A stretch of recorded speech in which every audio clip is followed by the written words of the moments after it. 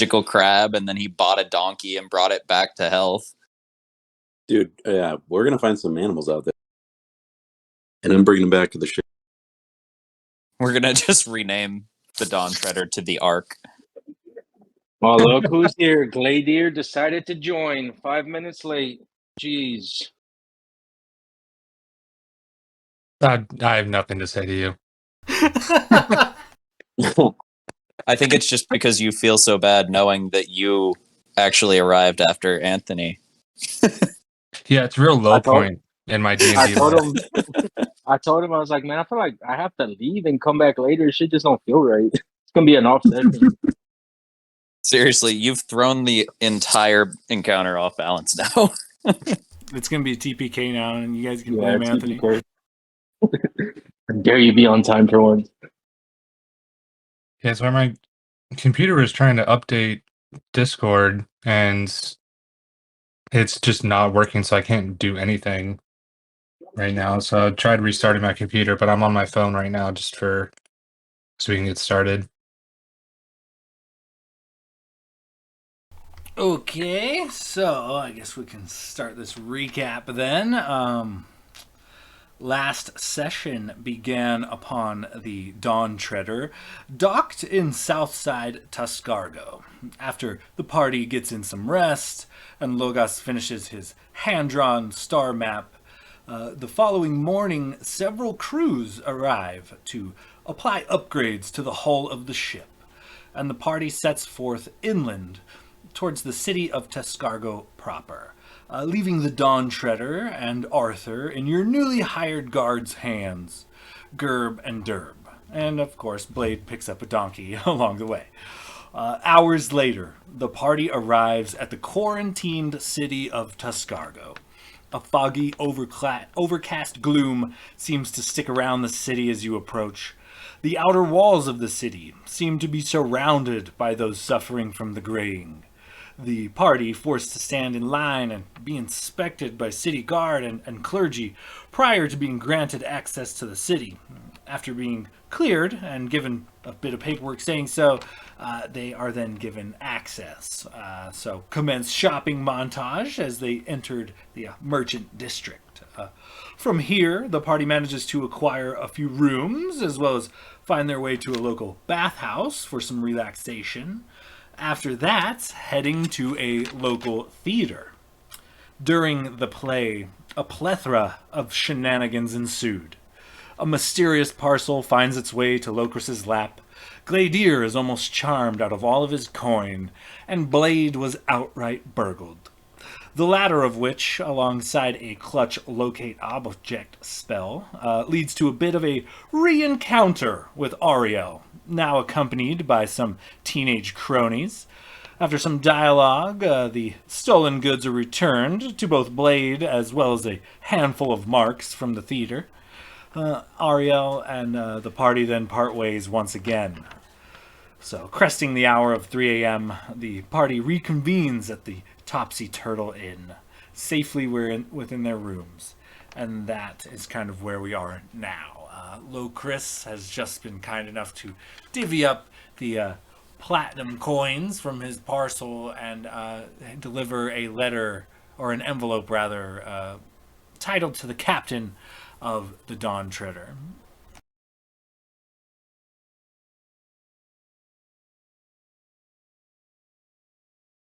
So I don't remember, how many rooms did we get? 2 or 3, or did we get 1 each?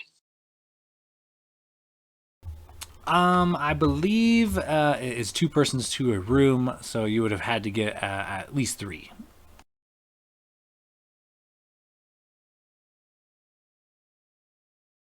That sounds about right from what I remember. Do we specify who was bunked with who? Well, there's only 5 of us, so somebody gets their own room. It usually goes me and Logris, Renwick, and Blade, and Gladier usually gets his own rooms. I call dibs Well- on the solo room. I was gonna say, since I normally get the captain's quarters when we're on the boat, which is a lot lately, I will opt to just bunk with Blade if that's cool.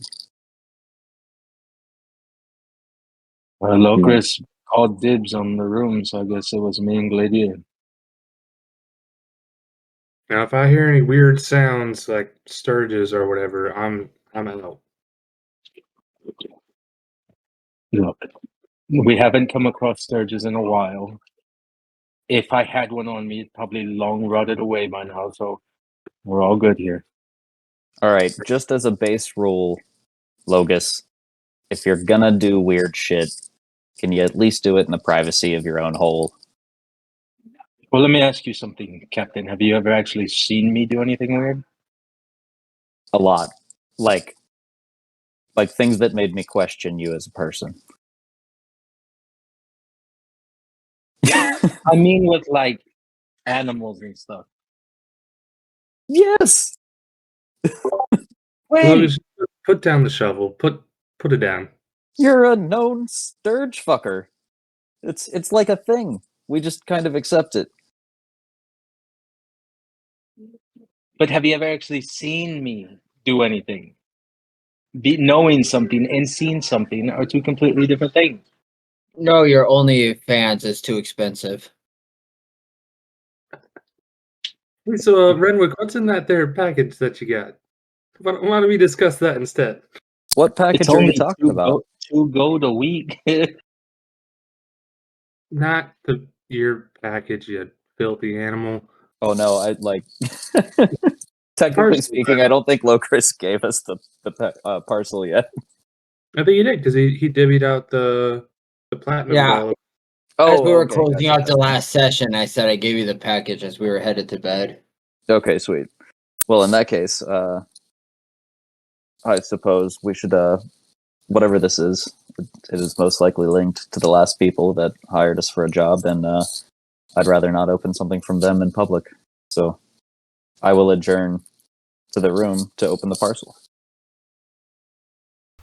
Okay, you find a little bit of privacy before you open this envelope, and it is on a similar text, kind of a wavy, watery, moving, flowing text.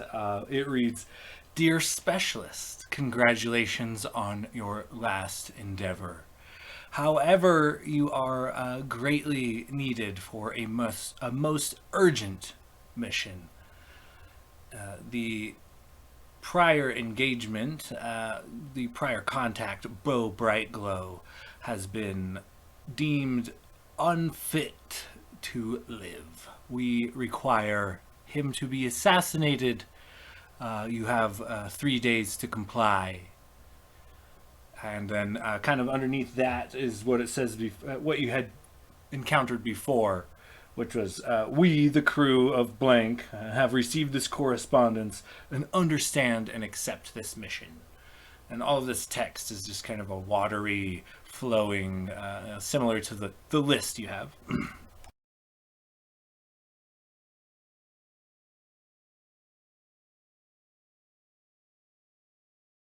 And Blade, did you come back to the room as well? Or did anybody else come back to the room? Or am I just rocking it solo right now? I'd imagine if you hadn't told any of us, well, at least Logus, if you hadn't told him to follow, he probably wouldn't just follow to your room. It'd be kind of weird. I think Glader would have followed because you said you didn't want to open it in private, and he's curious about it. So I feel like we probably all would have huddled into that room. Yeah. Because it came with a lot of platinum, so I'm sure we're all curious. I mean, I guess, yeah, we can say we divvied up the platinum and you're reading this up in the room. All right, yeah. Right, So it is very late. It is like 3 a.m. You guys have just concluded your escapades with getting Blade's gear back, so you haven't actually rested yet. But it is early into the morning, I guess, rather, and you guys are kind of the only people up and about, just snoring patrons and things. So within your rooms, you definitely got like a private quarters, so you don't have to worry about people peering in on you or anything. Yeah, so everybody squeezes into the room. Renwick will sit back against the headboard of the bed and open the parcel, read it to himself, and then you'll see like his head just kind of dip forward, like he's looking at his lap, and he kind of rubs the back of his head. And he's like, "Well, boys, we were so successful with the last job, accidentally intercepting that message that well, they've given us another contract, and this time it's to kill a priest." And he'll pass around the parchment so that everybody can read it and see that it's literally Bo, the guy we were just dealing with. Well, I'm not really sure we're going to be able to play that off like we did the last one, so the jig might be up on us being one of their specialists, unless we're actually going to kill him, which I do not think is a good idea. Renwick puts his knife away slowly. Well, that's ominous. I'm just saying, you gotta do what you gotta do. I don't mind killing somebody who does something to deserve it, but trying to protect and help the unfortunate, nah, that's not a death sentence.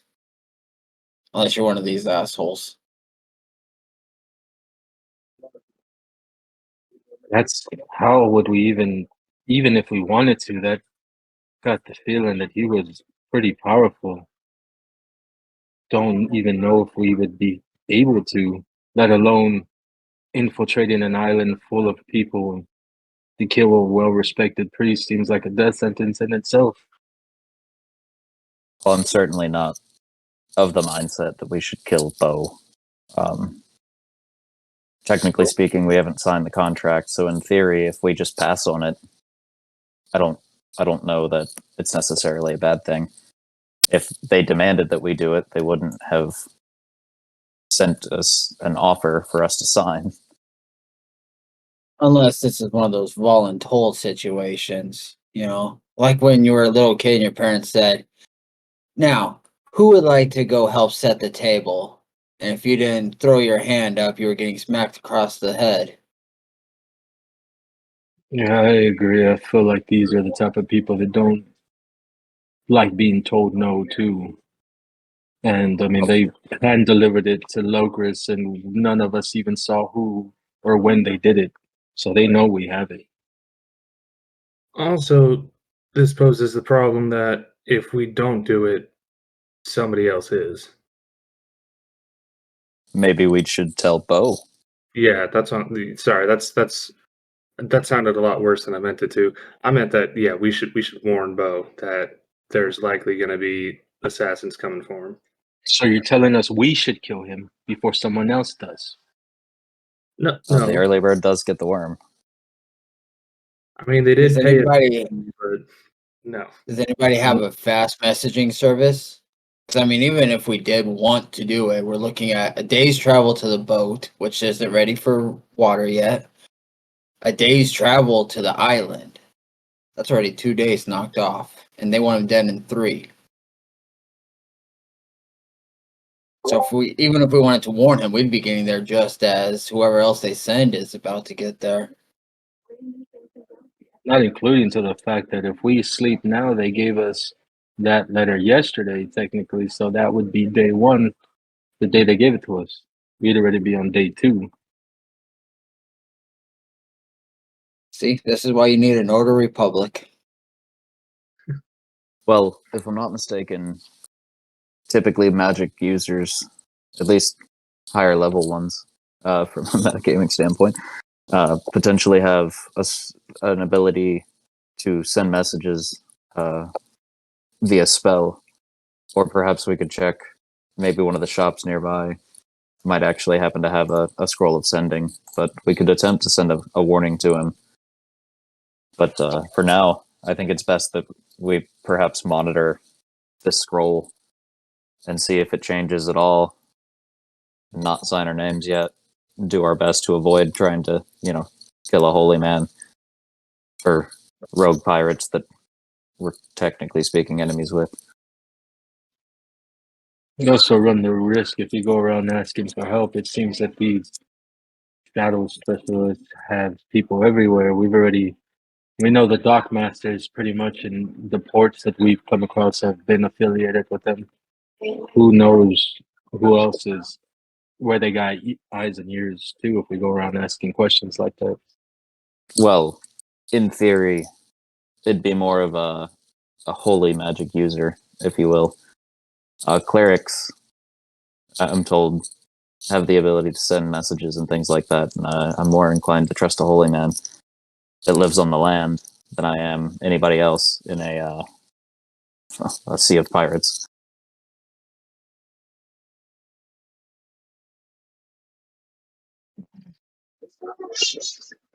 Yeah, I think that's not a bad idea. Tomorrow we can check around the shops to see.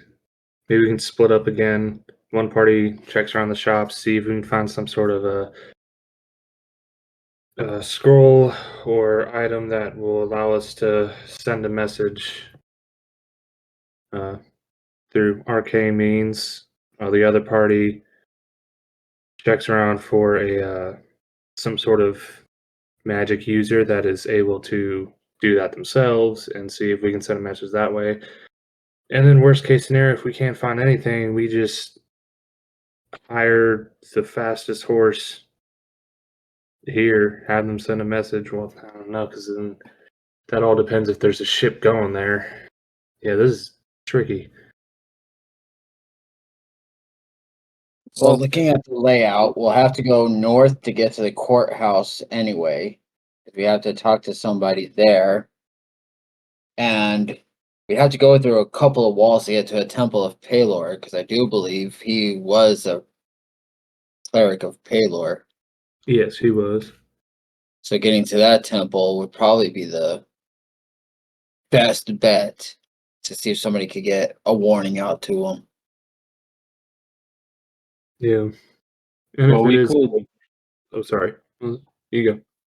we could potentially break into two parties, a temple party and a shopping party, to cover both grounds in the case that one doesn't work. And let's not forget, we're on a bit of a time crunch here, so if I'm being honest, we can't necessarily save everybody, so we can do our best to send him a message, and if we can't, then it ends there. We don't sign the contract, and hopefully Bo can defend himself. Renwick kind of like shrugs and sits back against the headboard. Yeah, that's fair. Would take us way out of our scope for the mission that we currently have, which is also of pretty high importance. Finding this druid. What's her name again? Tilinara Blackfeather. Eleanor Blackfeather. I'm sure if he had to choose, he'd be willing to give up his life as long as we get this situation sorted out anyway. Didn't he say he was on the verge of figuring it out, but he needed her help? Not that she was the key to doing it alone. I felt like they need both of them to cure this. Or am I mistaken? No, that does sound familiar. I think he did say he had he had part of the steps to figure it out, but she had research that he needed to combine with his own to, get the final steps. Son of a bitch, you're right. We do need to save him. Yeah, so we God need to keep damn it. actually. Well, I only need 4 hours of sleep, and I imagine temples don't necessarily close at night. If y'all want to get some rest, I could potentially go for a stroll to this temple right now and see if I can talk to them, or maybe one of you come with me, maybe the paladin. I know maybe sacrificing a little sleep right now might be beneficial since we're on a time crunch. Well, Blade and I are usually pretty slick when it comes to the shops, so perhaps we'll go together. Yeah, I don't mind being on Temple Crew. I'm talking about leaving right now, though, at 3 a.m. Oh no, we're definitely going in the morning. I only Yeah, need We need 4 some hours of fucking sleep, sleep. boys. Well, that's what I'm saying. I feel pretty good. I only need 4 hours, so I can go now, or we can just wait till the morning. I think we should just wait. I mean, being in a, I don't know. I don't like the idea of any of us wandering off by ourselves right now. Well, not to mention at 3 in the morning. I mean, let's be honest, we're not going to get anything done until the sun comes up, so we might as well rest. That being said, I think a lot of you are in Blade and I's room, and I'd like to spread out. Even though he like very clearly has more than enough room because he's half the size of everybody. All right, well, yeah, why don't we go to bed and we can first light tomorrow, get up, and Logus and I can go to the temple. Locris, if you want to join, or if you want to go with Blade and Renwick, check out the shop, see if there's any sort of scroll or item that we might be able to purchase that has some sort of a sending enchantment attached to it. I'll see what fresh eyes brings me. All right. Well, on that note, I am gonna go to bed.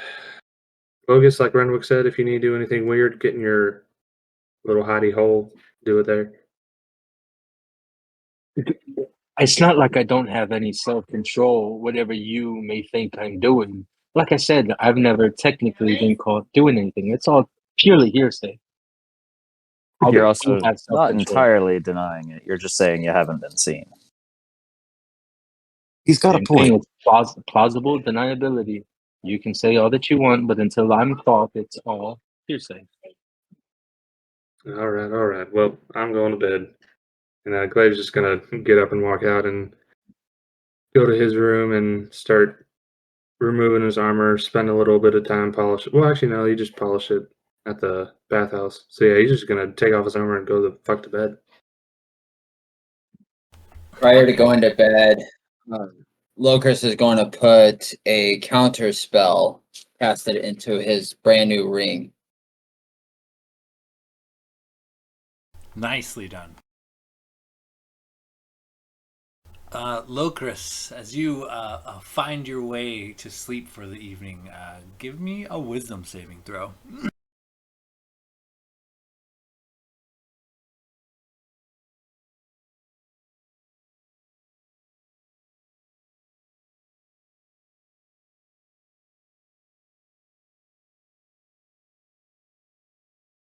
Dirty 20. You, as you sleep, you drift into a familiar realm, floating with naught but darkness around you. Somehow you're able to stand on something solid that's just not visible. And sitting before you on a giant throne of bones and skulls, clearly goblinoid in make, is a massive, smoky silhouette of a figure staring down at you. It's probably 3 stories high. It cocks its head and just kind of stares and points a finger out at you and slowly comes out and taps your chest. As it does, like a massive coldness surrounds you. Not quite painful, but not entirely comfortable. With this tap on your chest, you hear a very loud voice sounding like the grinding of stones. It kind of booms in your head, and it tells you, "Nice to see your true form more often. A little less subtle. Maybe not hiding so much will improve your sight, huh, pup?" And he kind of just stares at you briefly for a moment as you kind of awkwardly stand silent in the darkness.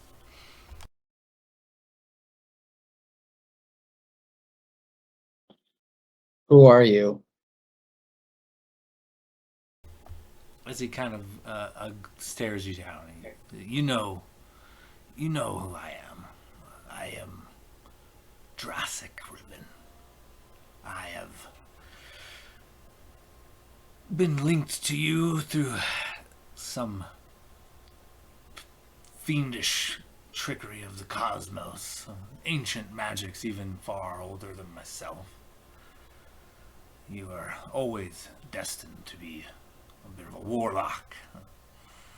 It was the reaching out and choosing your patron part that was to be decided amongst your fate. So the universe has thrust you upon me, a ward of such. Somehow our fates are intertwined. We are together the same. And I have given you the power to remove these fleas from yourself. Dishonor yourself by carrying these vermin. He kind of gestures to the blade on your belt.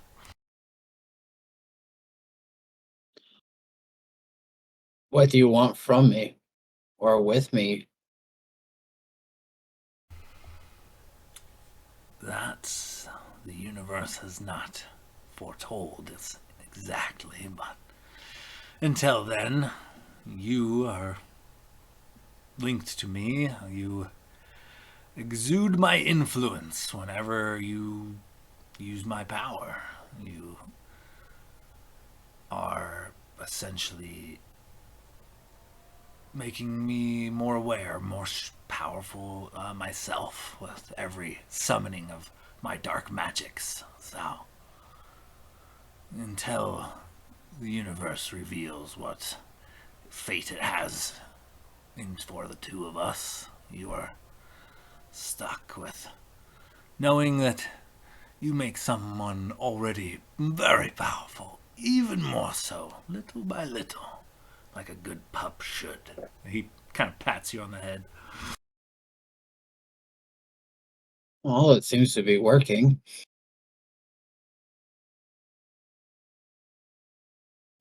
Suddenly, about this? Suddenly, Locris, a purple orb, appears far behind him on this throne, and shooting out of it is like a purple bolt of lightning, striking him in the back suddenly. And his roar of pain is more like the grinding of stones and the breaking of glass, and it is so loud, it is so perverse that it jolts you awake. You temporarily, feeling his pain and everything being so close at the time.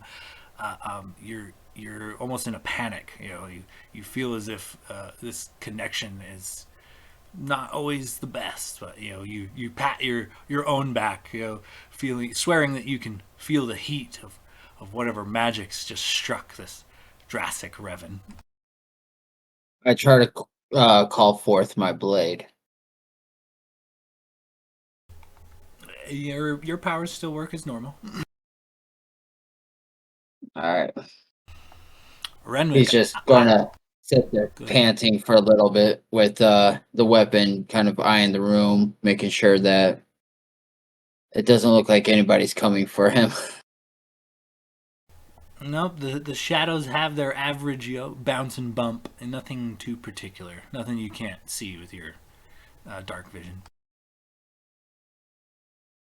Renwick, I need you to also give me a wisdom saving throw.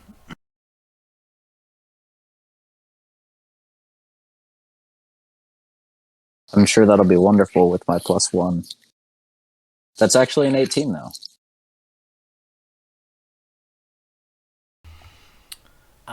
With that, you are having kind of a fitful sleep. And you toss and you turn, and you toss and you turn. And as you kind of just can't seem to get to sleep, you sit up a bit, and sitting at the end of your bed is Arthur Shunpike. Covered in seaweed and a bit different now. His once ripped off at the shoulder arm is now a arm-length tentacle. His missing, his once peg leg is now been replaced by a pair of pseudopods. Like he has got a mane of this seaweed kelp all over his face, and water drips down his chest as he turns to you. Renwick. He calls. We cannot stay much longer, Renwick. He hears us. And then, with a flash, Arthur is gone, and you just kind of jolt awake from your sleep.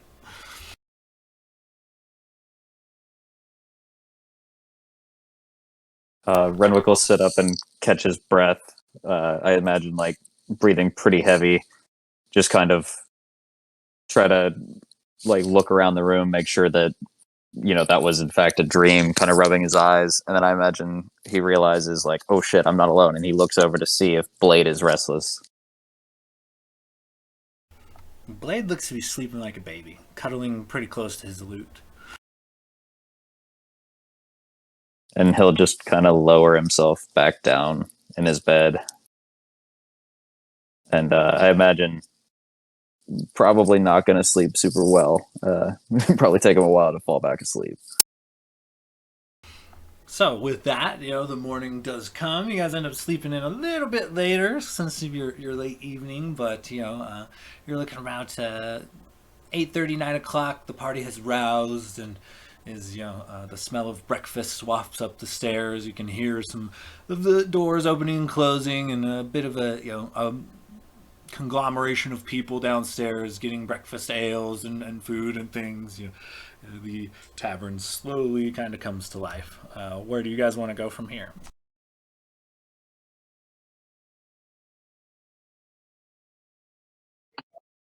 I'd imagine the Logos was already like sitting in his room, kind of tossing and turning, feeling like maybe he should go while the party's asleep, but also, wanting to not knowing that no one wanted him to go alone.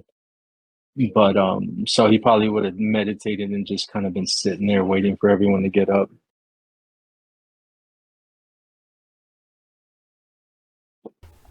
Okay, yeah, for sure. You're definitely first early riser.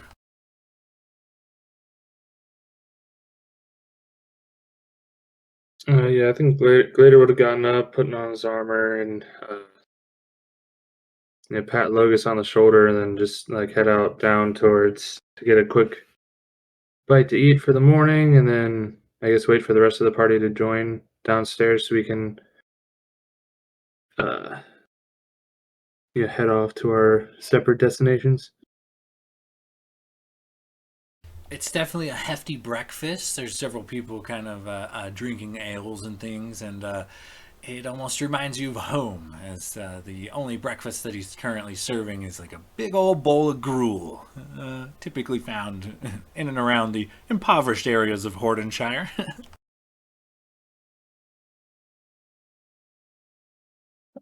After waking up, Locris flips a coin. Having it come up heads, he casts Remove Curse on himself and throws the dagger in the bag of holding. His bag of holding. You hear a whisper in your mind as you do so, "No, master, no!" And then it just slowly fades. And then I'll head down for breakfast.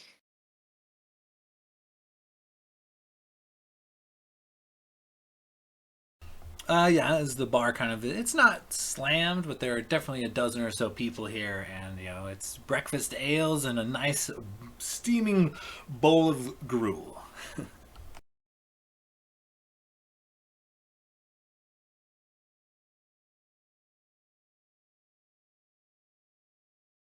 Well, I have a dagger if anybody wants a internal companion for a while. It can help, it can harm. Otherwise, I think I might join Renwick and Blade in the shops and try and get rid of it. Yeah, daggers aren't really my thing, to be honest. But and also the helping and hurting, sounds a little iffy. So, get rid of it. I don't know Yeah, that much. How exactly does it hurt you? I'm not sure, as it never happened to me. But I have a feeling, unless it goes just right, the extra damage that it does to the others probably rebounds back. It's about a d6 of necrotic damage or so. Oh, well, I've no need for that. And he just kind of like opens his coat, and you see a variety of daggers he's amassed at this point. Oh, good here, buddy. You should sell it.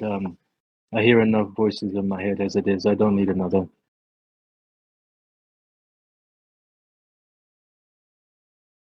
All right, well, I guess we should get heading out then. Get this show on the road. Okay, so the market party is who now, and who's going to the clerics? Locust, Blade, and Renwick to the shops, and the others to the clerics. Glader and Logus are gonna hit up the Temple of Palor. Okay, so the three of you head to like the shopping district. Like there is you're basically in the merchants district. You guys really haven't left this district. There are several buildings that have a wide variety of vendors, and go ahead and give me some perception checks as you guys head to the market. I think we're going to try and get through the walls to get up to where like the guild halls and the smithy is versus the general shops that we already hit up. Oh, so you wanted to travel to the other side of the city to get your... Okay, I get you. I'm picking up what you're putting down. Secretly, that works out because Renwick really wants to swing by the Hunters Guild. So if there are more shops near that guild, he's going to specifically choose those shops. Okay, so you guys end up heading north a little bit from the merchants district to what is known as the courthouse district. However, you are stopped at the walls. You realize that there is a very long line, and it does take about hour to an hour and a half just to get to the point where the party is now being inspected, and and it's a pretty thorough inspection. This you're a couple of guards and a cleric of Yondala. She kind of looks you over, looking at you through a opal-esque stone, and after she inspects each and every single one of you, she gives you the clear, she gives you the thumbs up, and allows you access to the courthouse district. Once you pass through the walls into the courthouse district, it's pretty simple. There's a large farm, like kind of a farm ranch combo, where a lot of the fresh food in the city is grown.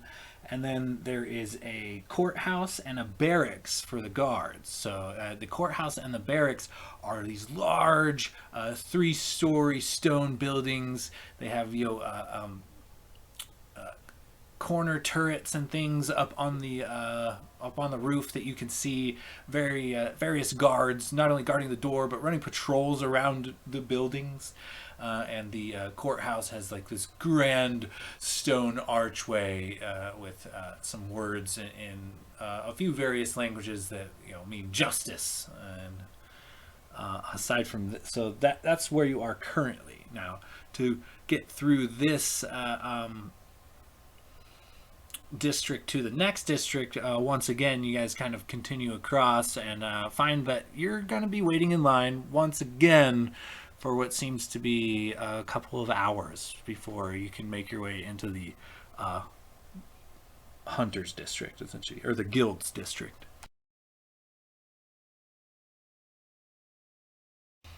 As you guys are kind of standing in line waiting about, go ahead and give me perception checks. What was the official title of that last district? It was Courthouse and... The Guild district. Guild district, heard. So I just realized last session I shouldn't have been able to be charmed to give away my purse. I completely forgot that I have Aura of Devotion. Well, lucky for you, I have high persuasion, and you handed me your bag instead. I totally forgot I had that. So yeah, I have an immunity to being charmed. That Good to know. I might have to note that. Now you could just be pickpocketed instead of tricked into giving away your coin purse. exactly. I have really low perception, so it's probably much easier that way. All right. So Locris got an 18. Blake got a 6. Renwick. Perception 25. Adding 19. I had a dirty 20. I think that's Glader's highest perception roll ever. So you guys notice a few, as you're standing about, and it's taking forever. It looks like one of you notices that like it's a shift change, and it looks like a couple of clerics show up to relieve the one who's been checking for hours, and then not only that, a bit of ruckus kind of erupts, and it looks like a few guards are interacting with a few essentially unruly citizens. Looks like a handful of guards are escorting several people out of the courthouse, and they are screaming and throwing a fit. Screaming about, you need to do something. You grounded the Navy. We're dying of plague, and then what? They're too damn scared to come out of their homes. They got a quarantine. Then they would rather hide than lead us. You have to do something about this, or we're gonna burn this damn city to the ground. And it looks like a rather rowdy batch of pirates that the guards escort through the gates quickly and out of the district with force. They're not very nice about it.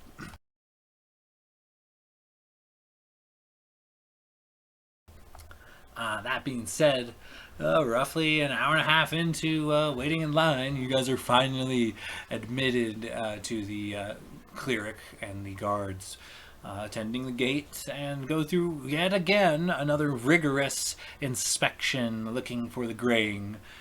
Cleric halfling of Yondala looks at you through some sort of opalescent stone and decides that you are all fit to pass, and lets you into the guild district.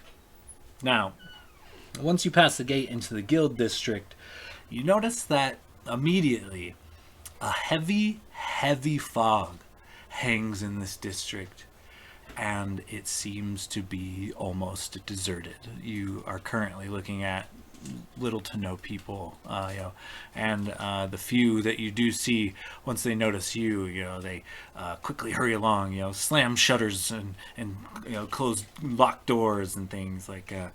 It's definitely a whole nother side of the city that you have not yet seen. Think they're preparing for a block party?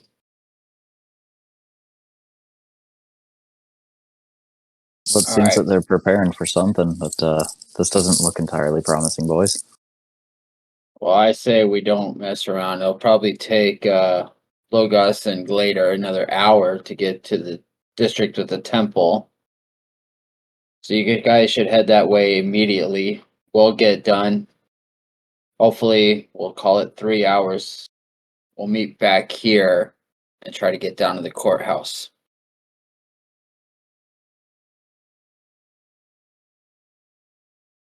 Sounds like a plan to me. Yeah. Come on, Lucas. And Glader just starts walking off towards the gate entrance to where the Temple of Palor is. Okay, yeah, that's the Pelor district, and so you and Logos kind of head in that direction. So as these guys head out, you are in the guild district. It is sparsely populated, but it's still got a bit going on. What are you guys looking to do exactly?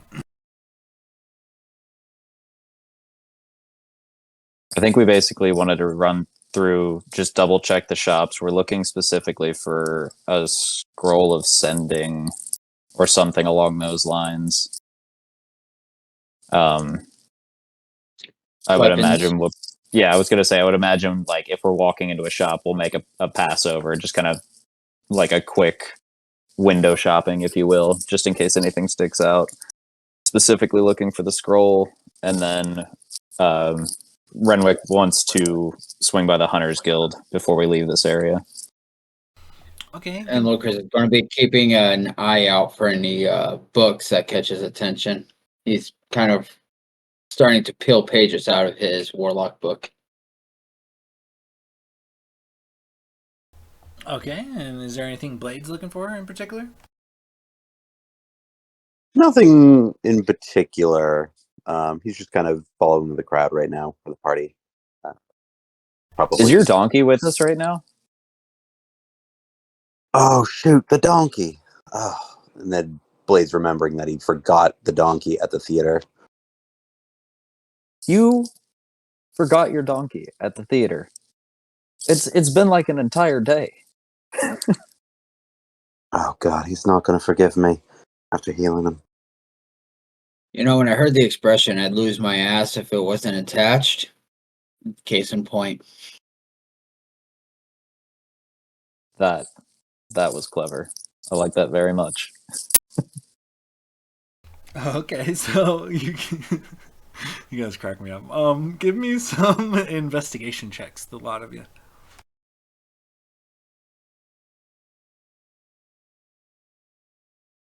That's a 2. Apparently, I can't perceive. 12 for Blade. 21. Every likes me until we get into a fight.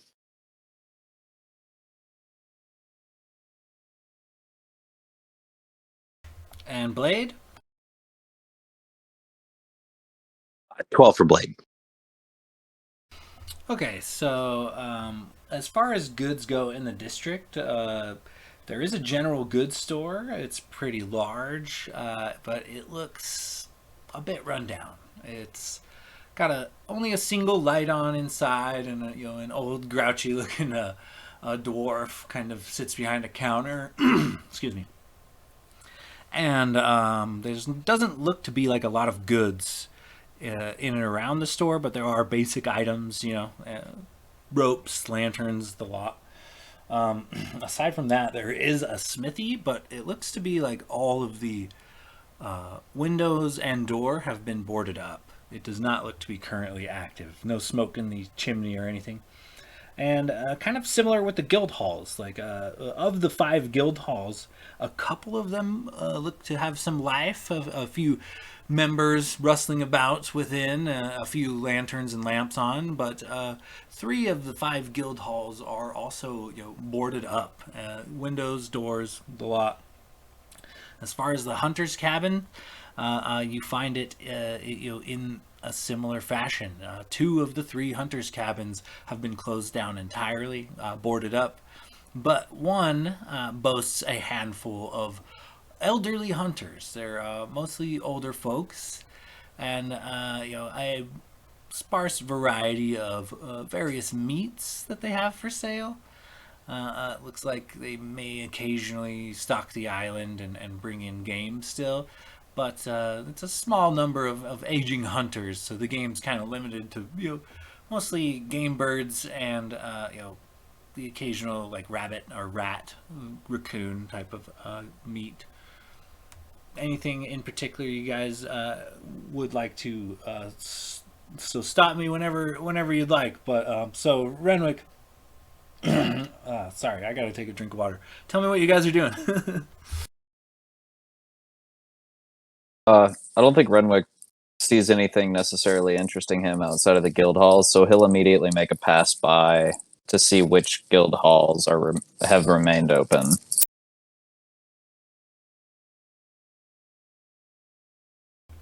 The 2 guild halls that remain open, the Fisherman's Guild and the Sailor's Guild, seem to still be in operation.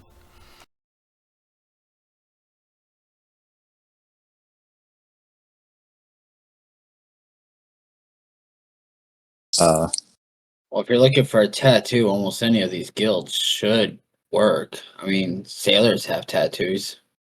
I'm looking for a very specific type of tattoo, but I think you might be onto something. And yeah, I mean, I'd definitely like to swing by the Sailors Guild. I mean, their lot's surely tatted up. They'd know where I could get some special ink work done. Okay, as you kind of go ask around, they don't really say much to you. They just kind of gesture to the hunters' cabins that are selling the meat. And as you kind of take a second glance, you do notice some pretty ornate tattoos on these older hunter types.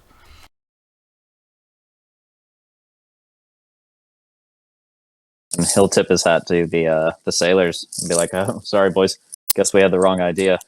Looks like it's that lot over there." And he'll just make his way off toward the hunters' cabins. And so they're kind of just tanning hides, and one of them's butchering a recent catch, and another's just kind of sitting smoking on a corncob pipe as you approach. He gives you a nod. Well, can I help you, youngster? And he'll put his hand out to shake his hand and just say, "The name's Turner. I've been looking around, and I'm on the hunt for a very specific type of artwork that I think your lot might be familiar with." Kind of gesturing toward some of the tattooed members. And what would you be looking for exactly? He shakes your hand and then continues smoking his pipe as he kind of takes an assessment of you, looking you up and down, and same with your companions. Blade will ahead of Renwick and be like, "Well, you want one of those like anchor tattoos, right?" Well, I suppose an anchor would be fitting, but I'm looking for something a little bit more specific. And then, for sake of not knowing how to work this into a narrative, I'm basically looking for a coiling grasp tattoo. He kind of looks at you and goes, wow. The tattoos, there are some with the ceremonies that can be placed upon, give you certain abilities or attributes. Whether or not we have that specific one is, well, I guess a nicer way of putting it is we don't sell these tattoos. They're part of a ritual and a ceremony. They're not to be sold. They are to be earned. But there are a few ceremonies within our Hunters Guild here on Borsland that would allow you a tattoo with magical properties, perhaps, but these are not purchased. These are earned through deeds.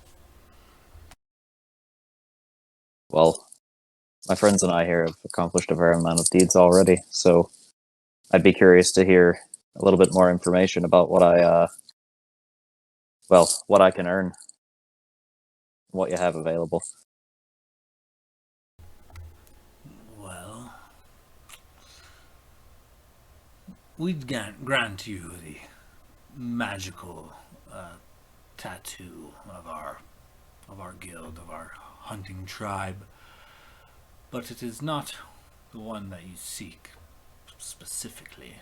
But we would grant it to you for doing a great deed for the guild or the people. I mean, look around. Do you see everyone that is frightened of the guard? You see grays everywhere. Many of our best workers, sailors, carpenters, hunters, fall into the graying. People starve and rats grow fat.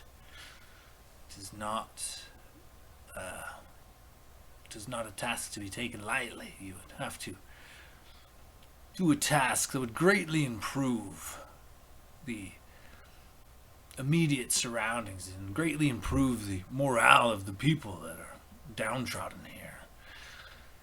There is not as much food as we'd like to go around. Some people starve. Some people have to steal to make ends meet. It's becoming chaos. But if you're serious, perhaps you and your party could go on a hunt. The great hunt. Well, my friends and I here happen to be rather proficient at that, and he'll sort of gesture over toward Blade, who's brandishing a dragon tooth loot. And I believe, don't you have a pick made from a creature as well at this point? Yeah, I got a pick. I made from the green dragon there, out of the tooth, and I've also made. Sorry, I was talking out of character. And I've also got I believe not a tattoo, a pick from the whatever that big hardy beast that we fought at the beginning. Is it the bullet? No, yes, yep, that's the one. I won't forget that one. Actually, I did forget.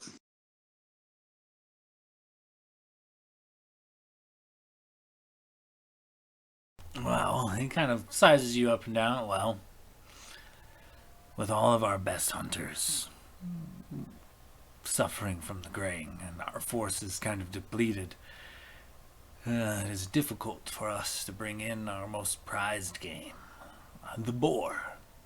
Now, in the forests, there are, larger, more powerful boars, but there is rumor of a bull boar, if you will, a dire boar, a beast of great strength within the woods, and it is, has a herd with it, equally impressive large hogs, tusked beasts, aggressive, very aggressive.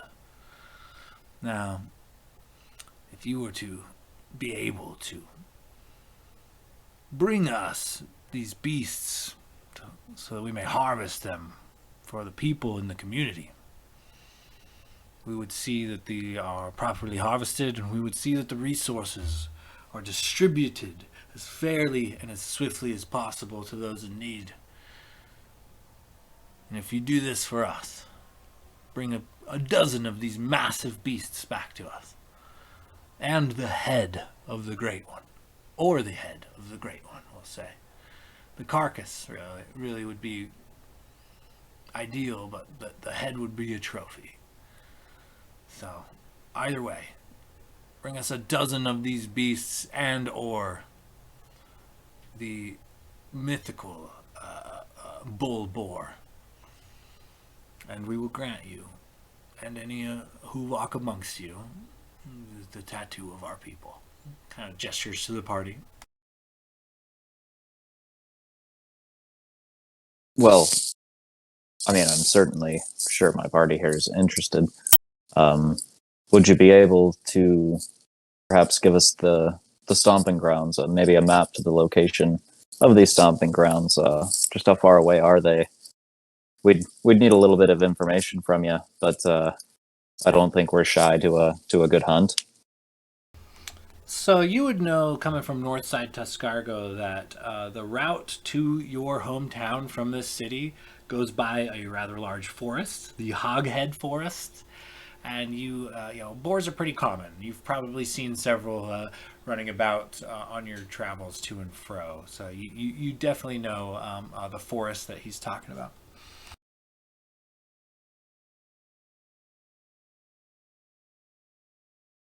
Is there anywhere specific within Hoghead Forest that you might have seen the beast, or areas that you avoid because you know that they pass through? Deep within, they forage for grubs and berries and whatever they can get. So you can tell where they have been, for there are none of those things. The immediate area is ravished by these large creatures. They have to stay on the move. They wander the forest, tend to stay to where it is thicker, denser, deeper in, more safety. They are always on the move. You will have to hunt and track them. Well, I will say we are on a bit of a time crunch, but it is a task that we'll certainly keep in mind, and should we cross paths with those boars, we'll bring them right to you. He takes a long drag off of his pipe and just kind of nods and goes back to his business. And before Renwick walks away, he'll be like, I'm sorry, sir. I introduced myself, but I didn't happen to catch your name. Lorik. Pleased to meet you.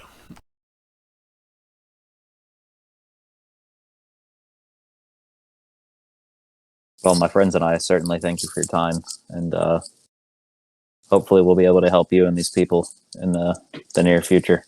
And he'll tip his hat and turn to walk away. All right. And with that, unfortunately, Locris, you don't find much in the way of books in this neck of the woods.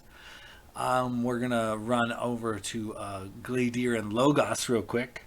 After, once again, still having to stand in line for, the better part of an hour and a half before you're finally admitted to the front where the cleric of Yondala inspects you both and then clears you for access into the temple district of Pelor. So when you get into this temple district, you notice that the lingering haze, the dense fog kind of tends to clear around here. It's still kind of an overcast day, but it is not like a dense fog permeating the city like in the other district. That being said, you see throngs of the graying, people suffering from the graying, all posted up in different tents and lean-tos and makeshift structures of all kinds. Like you just see surrounding the church is just a mass of people. You have to literally, kind of fight your way through the crowd to even get to the church.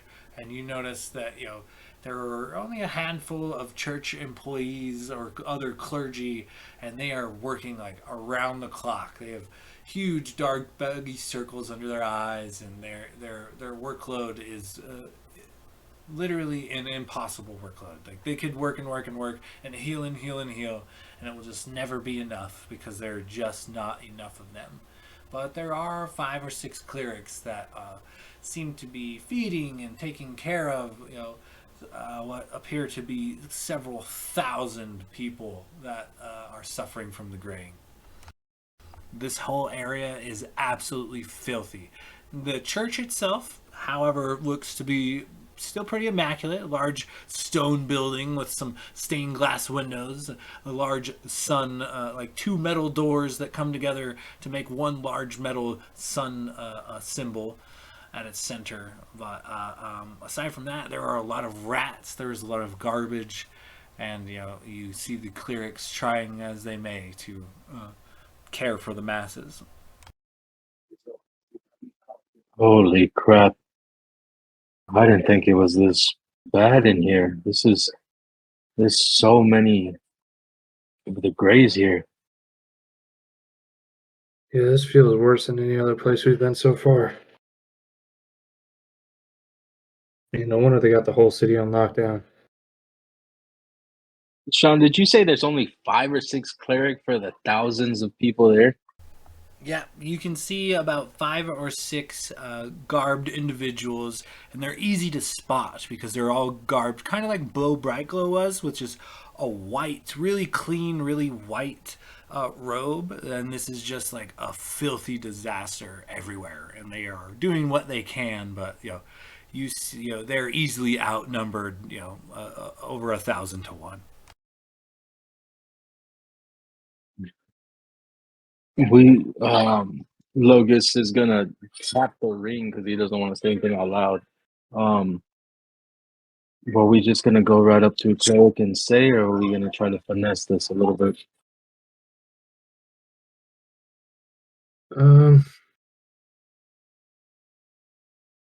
Maybe not give too many details to these lower clerics, but just enough maybe to get us in the door. Tell them we have a vital message we need sent that could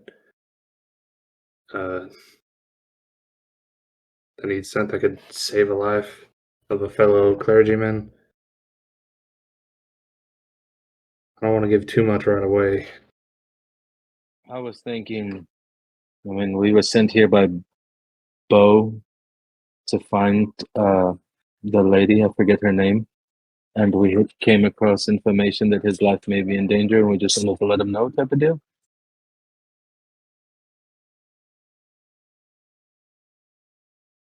Yeah, that could work too. Yeah, I mean, it would be nice to try and see if we can get some information on her as well, but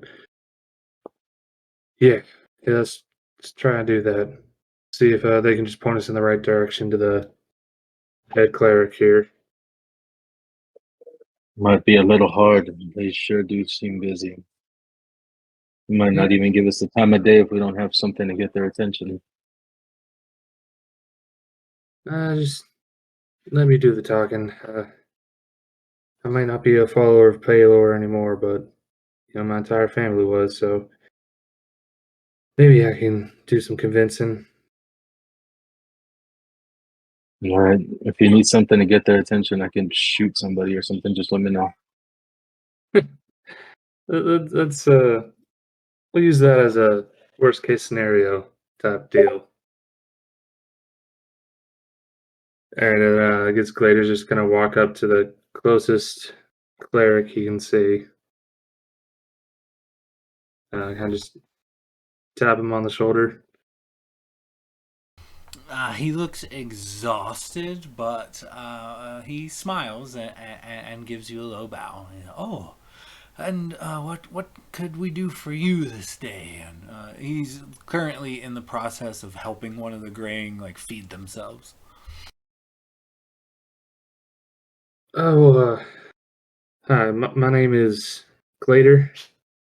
This is my friend here, Logus. I am We're Brother Agnew. Nice to meet you. Brother Agnew. Meet you as well. Um,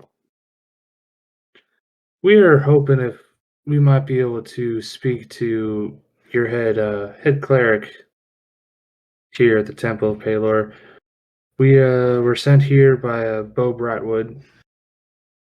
Brightwood, right? That's the right name. Yeah, yeah, Bright Glow. We were sent here by Bo Brightglow to get some information on a friend of his that he believes could help him with this situation that this country is dealing with, and he just kind of gestures to all the grain around him. Is there any way that we can get an audience with your boss? I don't think that's I'm afraid the head cleric of the temple has not been seen for some time. I am Brother Agnew, and I am holding fast in his stead. What could I aid you with, my child? And he kind of continues to feed and wipe the face off of this grain. your head cleric just up and disappeared one day. Yes, the high priest has not been seen in about a week. Can Logan, since he's standing right behind Gladiator as they're talking, get an insight check on when he said that the head cleric has just disappeared? Does he know anything, or does he seem to be truthful? Go ahead and give me an insight check.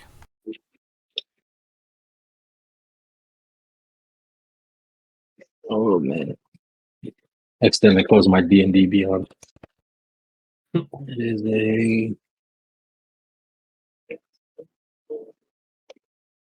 it's an 11 plus 18. 18 total. You kind of look at him as he says this, and he doesn't reveal a whole lot either way, but he does look genuinely worried and exhausted. You guys have no idea where he disappeared off to? I would not dwell on such things if I did not have to, and I've taken his stead for now, but yes, I fear the worst. I fear that maybe he has succumbed to the graying, and we just cannot recognize him amongst all of these people. And he kind of gestures out to the sea of people who are just shambling about aimlessly. Insight check. All right, yeah, go ahead. I'm gonna get in on that too. I'll just be spamming insight check button. Okay, yeah, sure. I It's screwed you a guys over 19. one time. You insight checked every sentence I've said in like 30 sessions, I swear. 19 plus 7 for 26. That's better than mine. I got a 12. Logos, once again, you sense that he is genuinely worried. And with that good of a roll, you sense that he's being honest. He's very forthcoming. And he, as a man of the cloth, doesn't really have a reason to lie to you.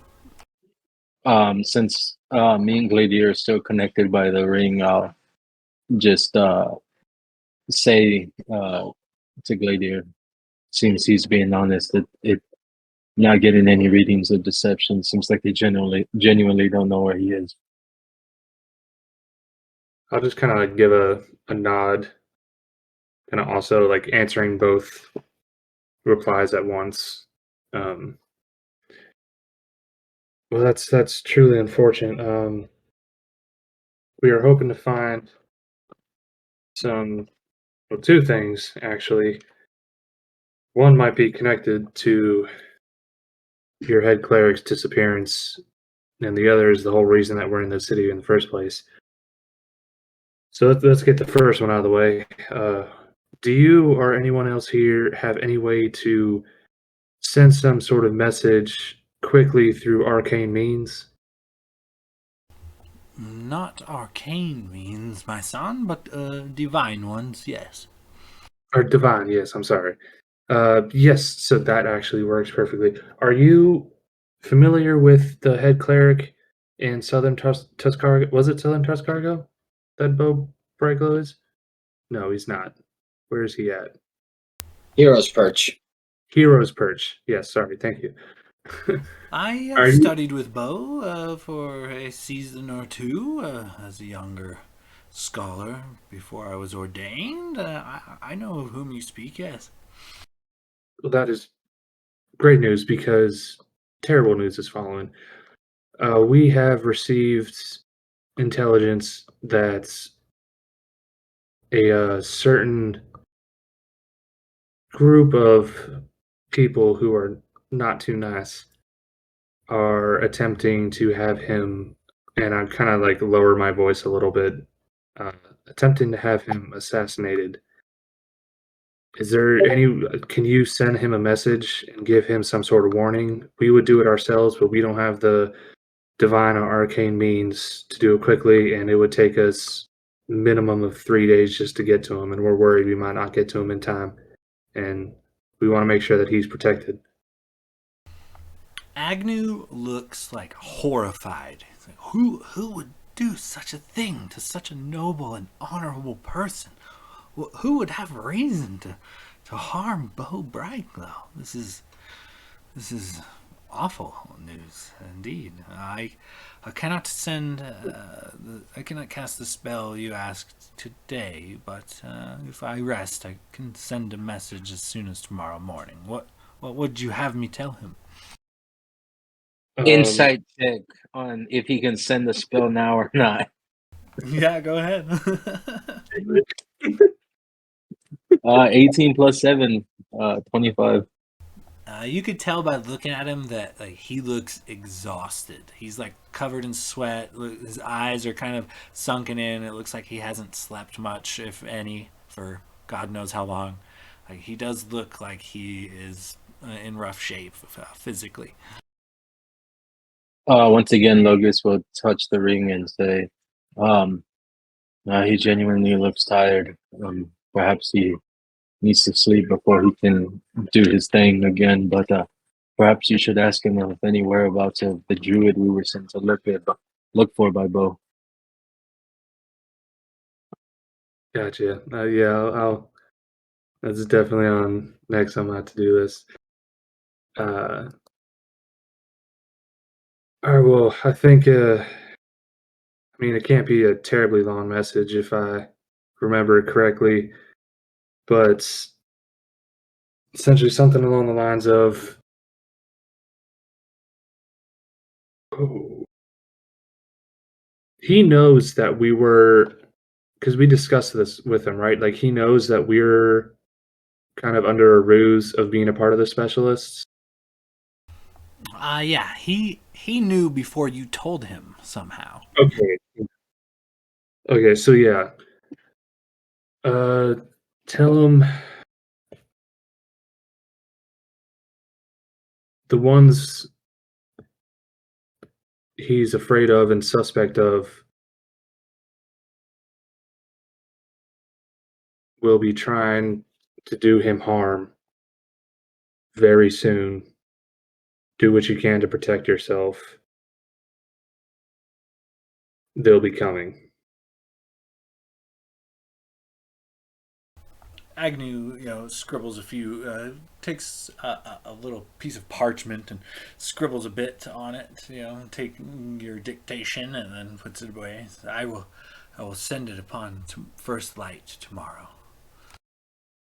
Thank you very much. He's been a great help to us so far, and we truly do believe he'll be able to assist us in getting rid of this terrible disease. So anything we can do to keep him alive, we'll do our Pray best. it finds him in time. You see that he tries to go back to helping some of the Greys, but he looks like so much more worried and upset than when you had first encountered him now. Just one more question that we had. I'm sorry. I hate to bother you. I know you're busy and exhausted, but we did have another mission coming here, which we were sent here by Brightglow himself to find this information. Oh, please, anything I can do to help. What do you need, my child? Do you know of any sightings of a druid named Tilanara Blackfeather? She's an old friend of Brightglow, and he believes that she might be able to help him in his exploits. She is, what we call, I guess, locally famous. She is a defender of the realm. She has traveled to many of the islands in the Alliance Isles, righting misdeeds and bringing a balance to the forces of man and nature. She's not one for the common folk or cities entirely, but she has arrived on occasion to speak with some of the nobles, whether it was at the courthouse or their manors, respectfully. She, from what I hear, she hasn't been seen for a while, but the nobles would know more. The council that runs the city, they will be the people who have had the most recent communications with Tilanara Blackfeather, though things like the graying are what she actively seeks to prevent. I fear that perhaps she has fallen to its plague-like ways as well. I do not know. Are you familiar enough with her that you could send her a message tomorrow as well? I could try. If you wouldn't mind trying to see if you can contact her, that would be extremely helpful. We'll speak to the council as well to see if they have any information too. But if you could possibly, I mean, anything we could do to assist you in repayment for your help, we'll gladly give it. She pulls out her parchment once again, and what would you have me ask of Tilanara Blackfeather? Oh God, that's a good question. Uh,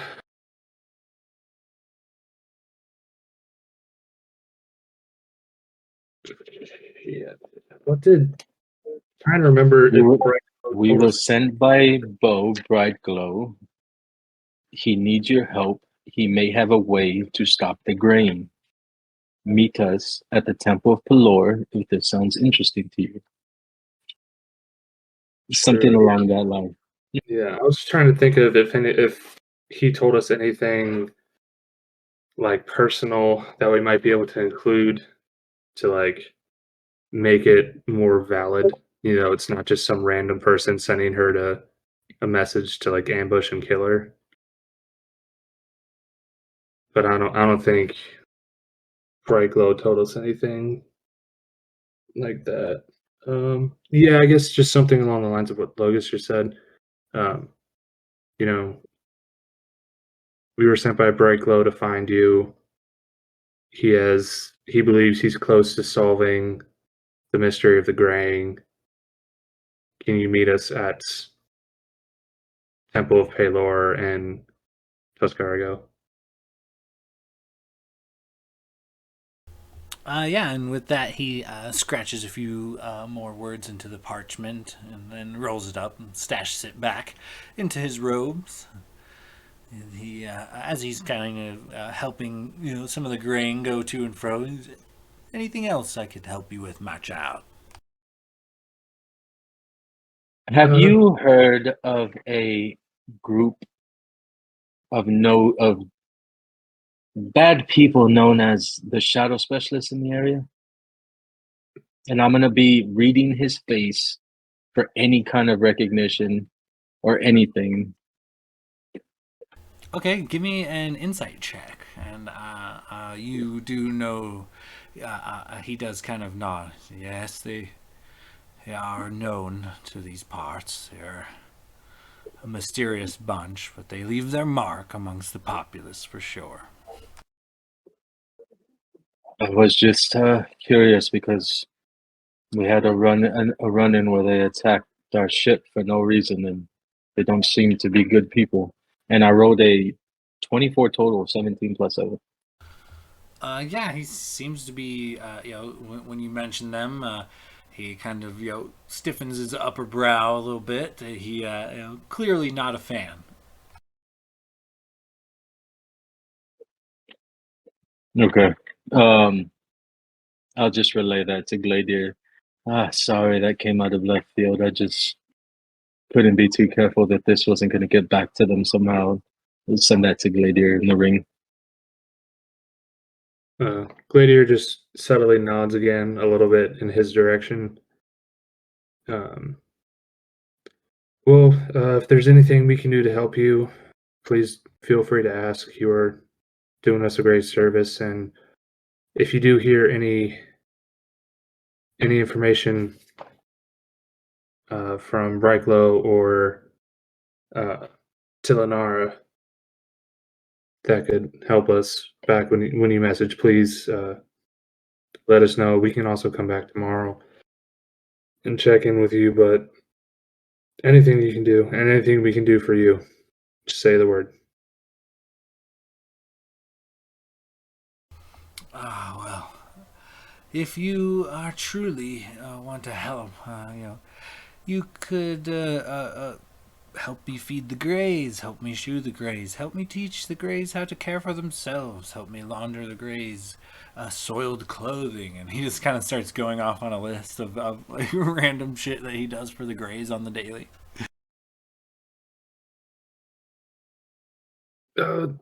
Yes, of course. Well, He kind of smiles at you. This is not your burden, my child. Feel free to go about as you will. fair enough. I'm sorry. We just have little time to spare. We're trying to do what we can to solve this mystery, and while I wish I could stay here and help you with all this, there's just it's not our mission.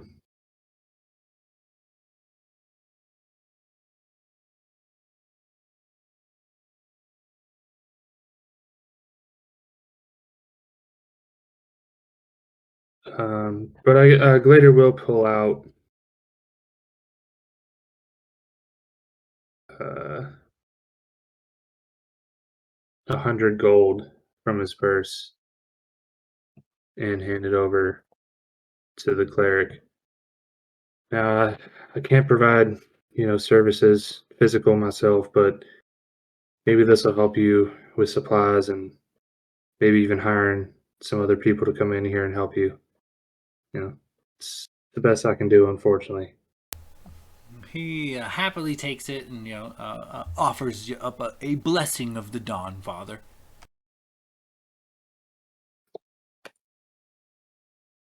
All right, well, we should really be off. We have to meet up with our friends. Think we're going over to the council next anyway. So thank you again for everything, all the information, and we'll check back in with you tomorrow. See if those messages were able to go through. And he nods. All right, I'll be expecting you. And he kind of goes back to doing caring for the Greys. As we're walking away, Logus is gonna say in Gladier's head, um, do you remember the range on these rings? Because perhaps you could just tell the captain what we've known so far and where to meet him at. It's 1,000 feet. So I don't. Not Are we quite. 1,000 feet away from the captain? I feel like probably more. You're definitely more. Gladier's within range, but not the rest of the party.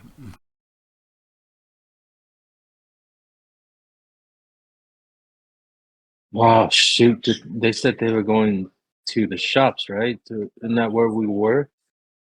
Yeah, I think we're just supposed to meet them back in the guild district where we left them, and then we'll move on from there. You guys go ahead and give me some perception checks real quick. Oh man. God damn it, man! What is the fucking cleric is over there telling on us already? 14. Wow, that was my first cock roll, man. It landed against my controller. Yeah, I got a 14 for me. Oh man, what the fuck? I know I'm supposed to be Mr. Perceptive, but I rolled a natural one. Oh no. So we have to go with my 14? I was you. That's crazy. You don't see as the cleric draws a morning star and caves in your skull in the name of the shadow specialists.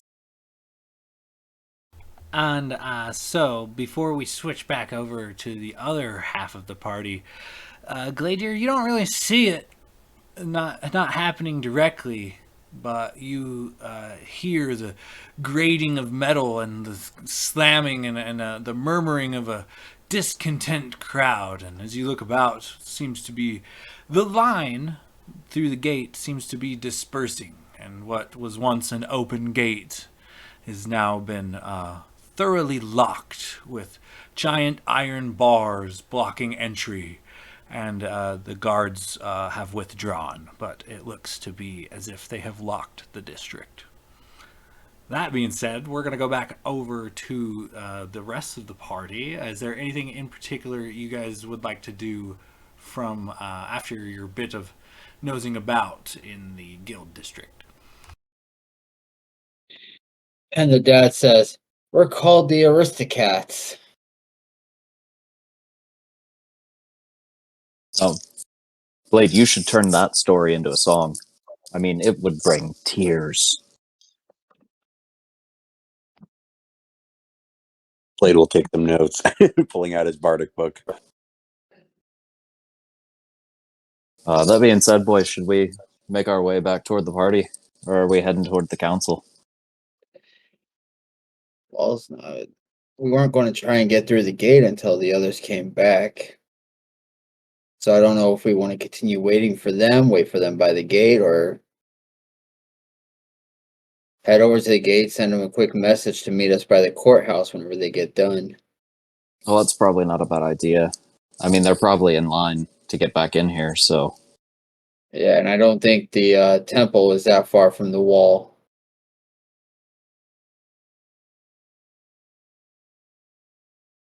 So we'll make our way over to the wall and... You guys notice pretty clearly when you walk up that there are a couple of guards on this side of the wall, but it looks to be like the gates that were being opened and closed to admit entry are not only closed shut, but have been barred with great large iron bars straight down, like a portcullis has kind of been pulled down upon the gate. They do not look to be admitting entry. The line has dispersed, and it looks like access to the temple district, at least through the main gate, is currently not available.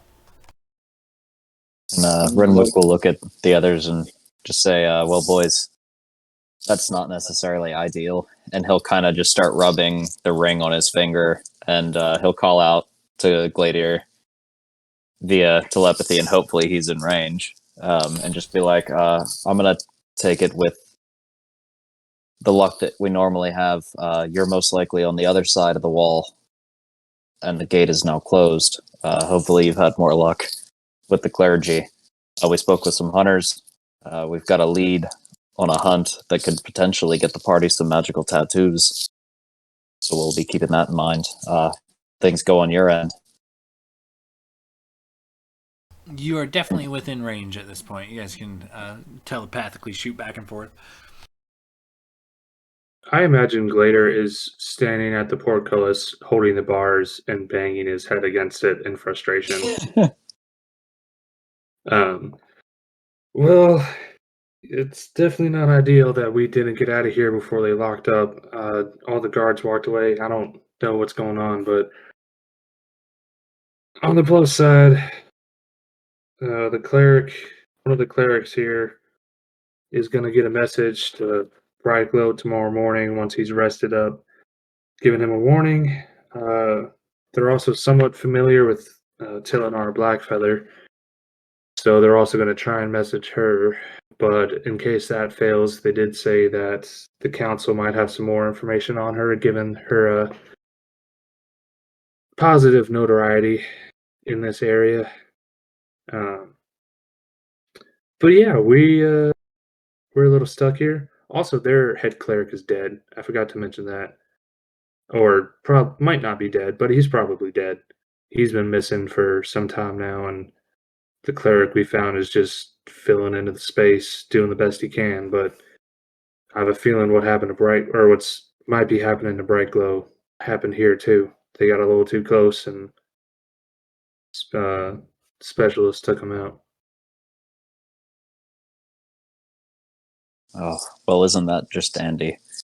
Well, I suppose our best move here then is for those of us inside of the wall to do our best to make it to the council, see if we can't speak to them. It's good that you've got somebody sending messages out to Tilinara and to Bo to hopefully save him. We'll be sure to bring that up as well. And while we try to get to the council, why don't the two of you try to find an alternate way into this side of the wall? Hey, Yeah. Sean, I rolled a 17 for a total of 24. Can I tell that Gladier's talking to someone right now for an insight? Oh, for sure. You can tell that he's using the ring. I'm just like I'm gonna go. I'm silently gonna for- go. Hey, Gladier, who are you talking to? Is that the captain? You make that same constipated look every time you use the ring. Yes, I'm talking to him. Let me one conversation at a time.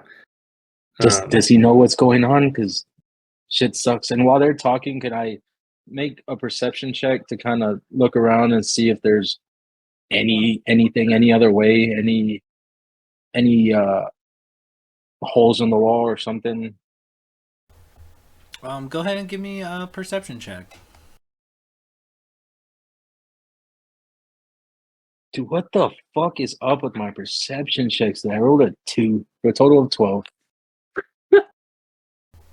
You see what you imagine to be another portcullis type of situation leading to another district rather than the one you came from prior, but this one is also locked.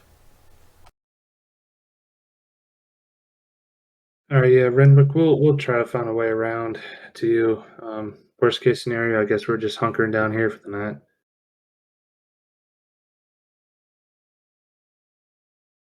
While that whole conversation is going on, Locris would approach the guards standing at the porculus. Don't get many tieflings here. Minding your manners in our fine city, are you? They kind of stare at you.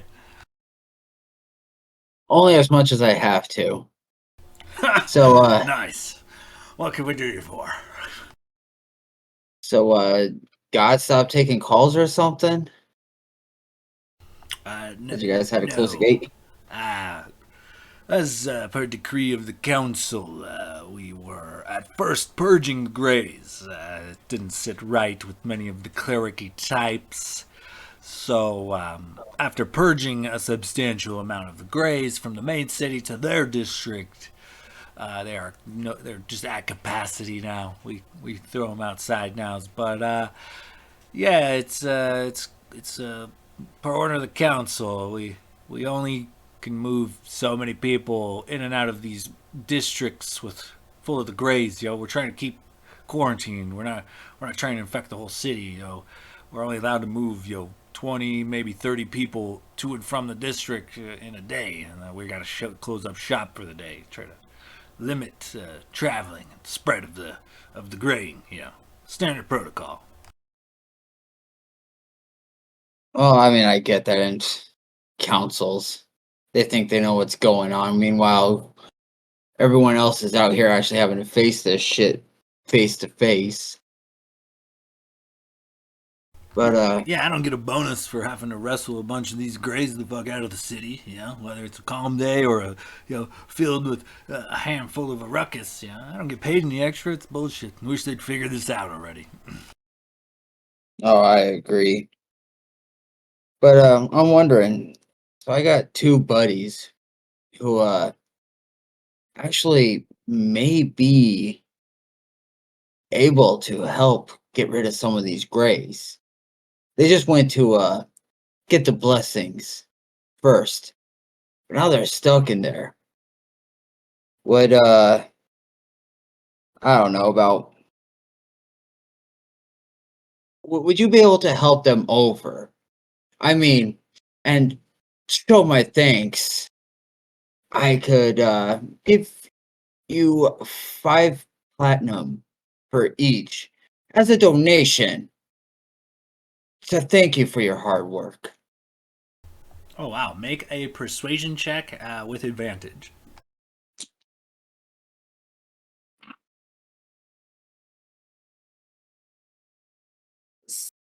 17 plus 5 for 22. They're kind of taken aback at a moment, and they both kind of rest their hands comfortably on their hilt of their blades at their side, and they make quick eye contact, and then they kind of both bust out laughing. I knew I liked you. Yeah, if you can have him ready to go, and well, we'll help him through the gate. We'll look the other way, but who are we looking for? Where are they at? You get a message to them. We'll get them through for you. No problem. It'll be a gold dragonborn and a wood elf. They'll be right out the gate. They can't. We can't let them through if they're Greys, man. Just so you know. Oh no, I wouldn't be traveling with them if they were gray. I mean, one of them's a little slow in the head, but he's been that way for years now. With that, Damn, they called you slow, Gladiator. They one turns a bit of a crank, just high enough for the other one to slip under and through the gates. And Gladier and Logos, you kind of hanging out, having this conversation with Renwick. You do see this portcullis come up ever so slightly, and a guard kind of peeks under and gives you the wave through. Come on, hurry up, let's go, come on. Logus has a rope and he's getting ready to try to lasso it to the top of the wall, and he's like, "All right, Claudia, give me a boost." As they open the gate and see them, they're just fucking around. He gives you a stern look, like, "What the fuck?" All right, yeah, well, let's go. And you guys are successfully smuggled from the Pelor Temple district back to the Guild district. And I'll take out 10 platinums split it up into 2 sets of 5. Shake each of their hands, kind of pressing it in and say, "Well, thank you for everything you're doing to keep all of us safe." They happily shake your hand. Oh, well, you're a good egg. We don't see many tieflings around here. Well, way to make an impression. If all tieflings act like you, can't wait to meet another one. And they kind of laugh and then happily take your money. What Keep I've that seen, optimism. And then I grab them and just yank them with me. what I've seen Locris like hand them off some of the platinum. Yeah, as you know, he didn't say he's being super stealthy about it, and they are like the only guards in the immediate area. I thought only he was, got a like, 7 shaking for his hand. sleight of hand. Oh, I got an 11 for perception. So Glader, after he like yanks them off and they start walking down the road, Glader's gonna pull out some platinum. I don't think he would have seen exactly. Should Well, I? You wouldn't have seen exact. Yeah, You I don't wouldn't even know. know if it was necessarily platinum. I think silver and Yeah, I'd platinum say are fairly similar. yeah. So I would have just like patted you, Glader, pat Locus on the back. Like, thanks for the save there. How much mind you end up giving them? Let me pay you back for it. So Yeah. Logis has a passive perception of 20, so he clearly saw everything, and he'll have 5 platinum. And he goes, "I was getting a little claustrophobic in there. That would have sucked being trapped in there all night with all those things. Greatly appreciate it." And I'll hand him his 5 platinum.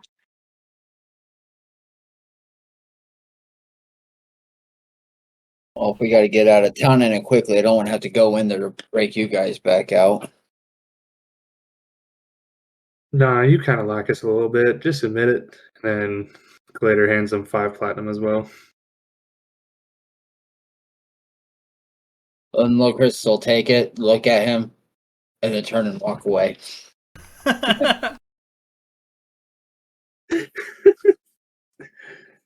Okay, Yeah, just so straight- now that the party has reconvened in the guild district, is there anything in particular you guys want to do? At this point, even though you only had to move through a couple of districts, taking a couple hours almost every time, you're looking at early afternoon at this point.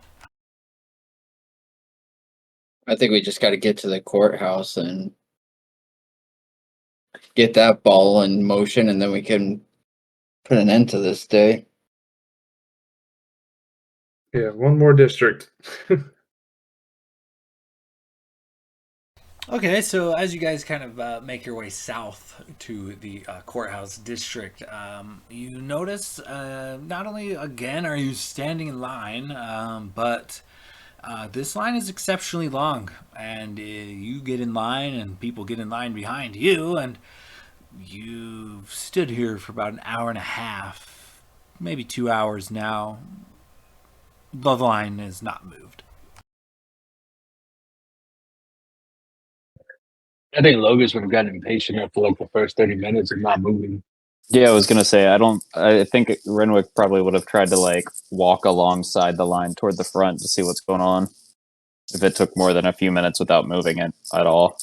Okay, so after, say 20, 30 minutes, you guys kind of get frustrated and make your way towards the front of the line, as do many others. A small crowd has gathered around the gate, and you hear the crowd kind of murmuring as the guards occasionally have to call out, sorry, it's I know it's already a slow, painful process. We need to get through. We can't be stuck here. I got things to do.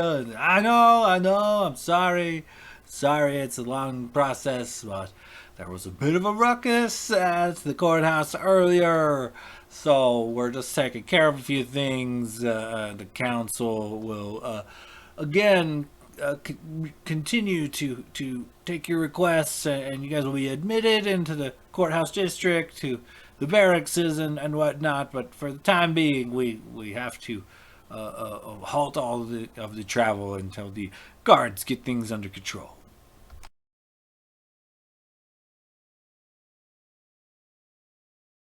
The crowd protests loudly, but a few people leave, but most people kind of resume standing in line, and it's the guard doesn't seem to be very helpful. As how long? Only that the situation is being handled, and it won't be too much longer. Is what he tells everybody about every 20 or 30 minutes. So he said that there was some kind of ruckus at the courthouse. Correct. Oh, I imagine my ring already. That was what you said, 15 minutes? Yeah, it's like what 10 minutes a day, I think. Oh, I'm already disconnected. I'm gonna kind of whisper towards Renwick and Locris. Maybe us being adventurers or something, we could offer our services to maybe get in and help. Well, Locris, you had a pretty good success getting these two in from the Temple District after they managed to get themselves locked out. What are the odds that if we all throw in some coin, you could pull that same feat again? Well, did you guys come back to the line, or are you still up by the guards? Because Locris stayed in line while you guys moved forward to hear all that. Oh, fair enough. Well, I guess in that case, we can walk back to you and tell you that because we're not getting any further. So, Well, I mean, we could try. I've got enough I could pony up front before everybody donates, and then, any change gets lost. But yeah, we If could you want, see what the ruckus is and if there's any way we can help. I'd imagine that Look. ruckus has something to do with that group of people that you, me, and Blade saw earlier as we were passing by. Actually, I'm pretty sure we all saw that. They were pulling people. The guards were. It looked like they had a rowdy bunch that was causing a scene at the courthouse. They were throwing them out of the district. Do you want me to hold our spot in line, or do we all walk up? I mean, one of you could just send me a message if we get through. With how long this line is, if this doesn't go our way, I don't want to end up in the very back.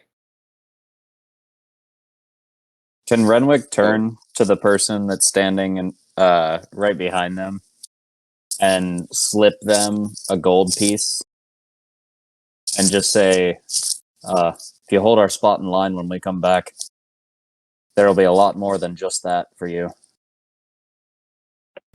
Make a persuasion check. That's got to be with advantage with the gold with these poor people. Well, that's a 22. He takes your coin, and yeah, certainly, I'd be more than happy to. Smiles at you. Inside check. Okay, yeah, go ahead. I'm rolling fucking high on inside checks. It says 16 plus 7. He seems genuine enough. Happy to have an extra coin in his pocket. For good measure, Renwick is gonna kind of like motion for the guy to lean over so that Renwick can whisper in his ear. And he'll just be like, now that you've accepted my coin, if you don't hold our spot in line, my curse will become your curse. And he'll just like take his right hand and have the tentacles kind of lightly touch the man's face. Roll me an intimidation check. That is absolutely terrifying. I haven't used the tentacles to my advantage yet. Although that's a 12. It does not work the way you had hoped. He fully drops the coin at your feet, screams terrified, and runs out of the line into the crowd. Renwick is going to pick the coin up, shrug, turn to the next person behind us in line. They put their hands up. Whoa, whoa, whoa, whoa, whoa. We don't want any business there, buddy. Well, boys, I tried, but smooth talking's not so smooth with these things. He just kind of stares down at his tentacles.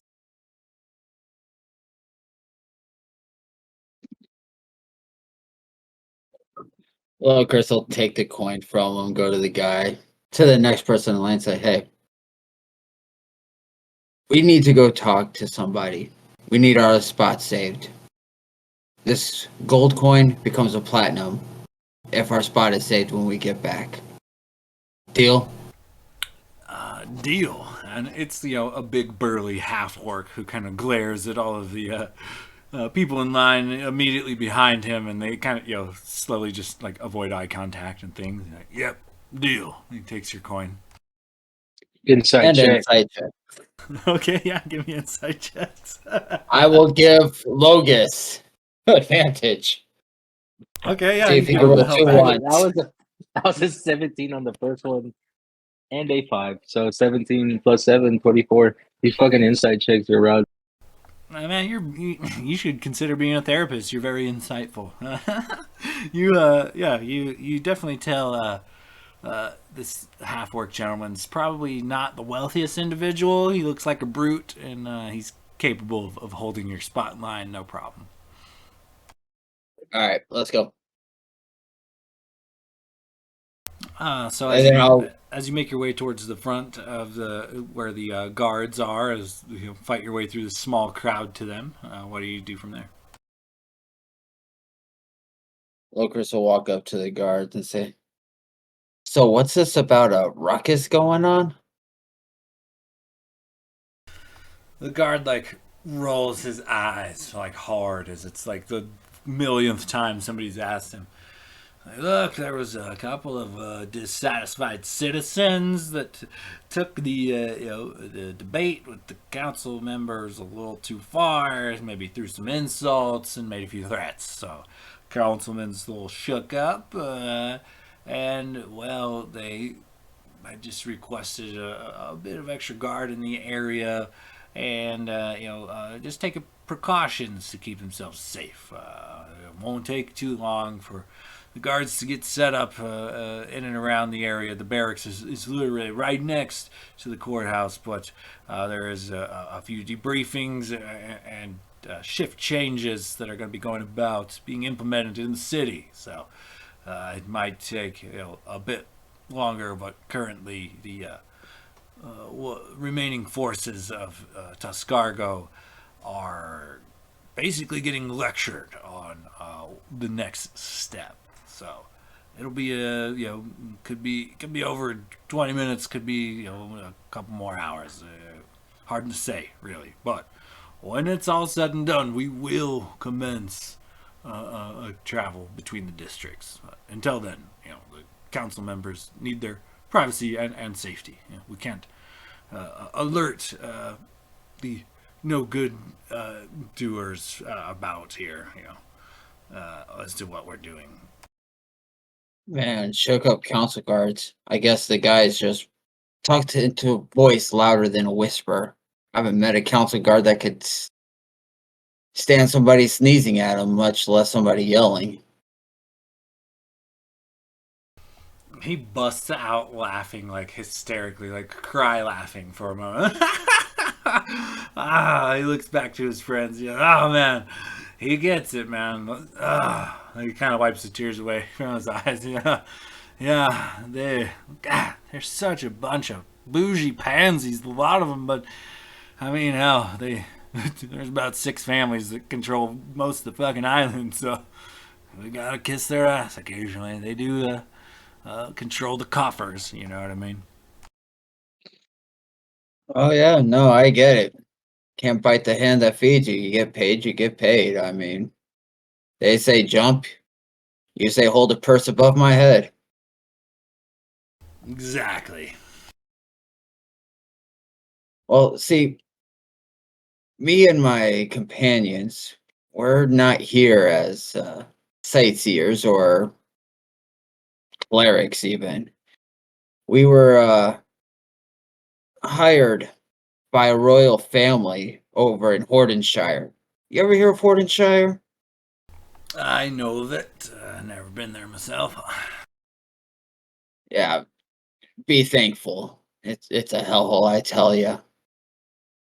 Anyway, just like you got the people with the coin purse hanging over your head. We're in that same boat.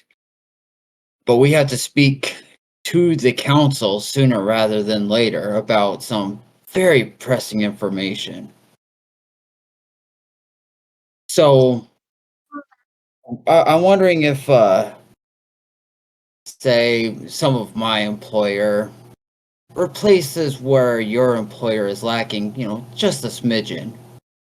If we could either A, be first in line, or B, I don't know, just get a little bit closer to being able to complete our job and finally getting that vacation we've been trying so hard for.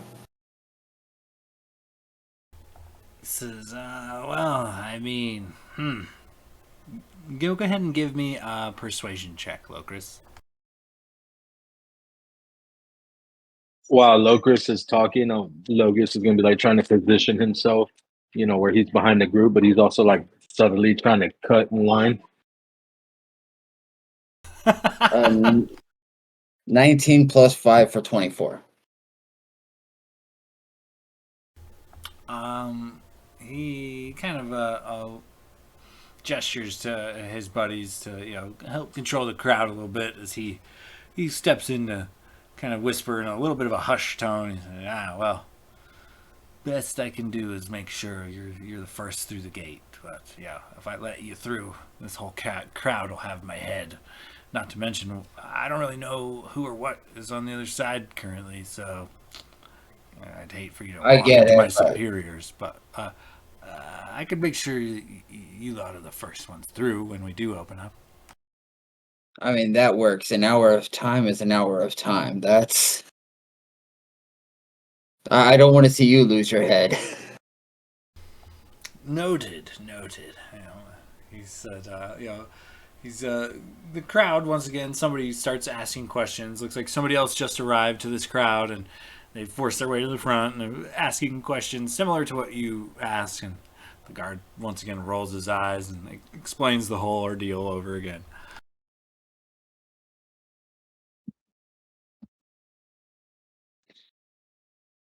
So I guess we will patiently wait in line. Okay, so I mean, some time passes. It's more than a couple of hours. The line does not resume moving again until about dusk. Once the sun begins to set, there's a bit of crimson off on the horizon. That is when the order comes through to open the gate. And true to his word, the cleric of Yondala, accompanied by the guards, they make sure that you and your party are first in line. And the priestess of Yondala gives you guys a quick scan. I mean, it's a pretty thorough process. She looks at each and every one of your fingers and in both eyes and has you open up, and essentially giving you a quick fantasy physical before allowing you to progress into the courthouse district. But after that ordeal, you do make your way there. You notice that when you had passed through before, there were definitely guards on patrol, and circling the buildings, and there's mounted ballistas on the top of both buildings. But you notice that the guard presence is, tripled easily. There are quite a few guards now, and the mounted ballistas on the roof. There are several squadrons patrolling the farm, the barracks, and this courthouse. And it looks like a few training regiments also have, looks like a few new recruits are doing a bit of combat training in and around the area. But this area is suddenly plush with overflowing with guards. When we were standing in line, could we see anything through the gate? So the gate is actually wooden doors that were closed, protected by a portcullis, so you wouldn't have actually been able to see through it. Oh, gotcha.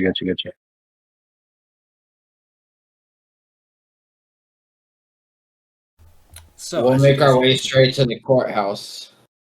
Okay, as you do, you get a few a few side eyes from some guards posted up around the doors, but they do not hinder your actions at all, and they let you enter the courthouse. As we're walking, find some courier. Excuse me, where can we find the council? One of the nearby clerks just looks to be like possibly filing some stuff.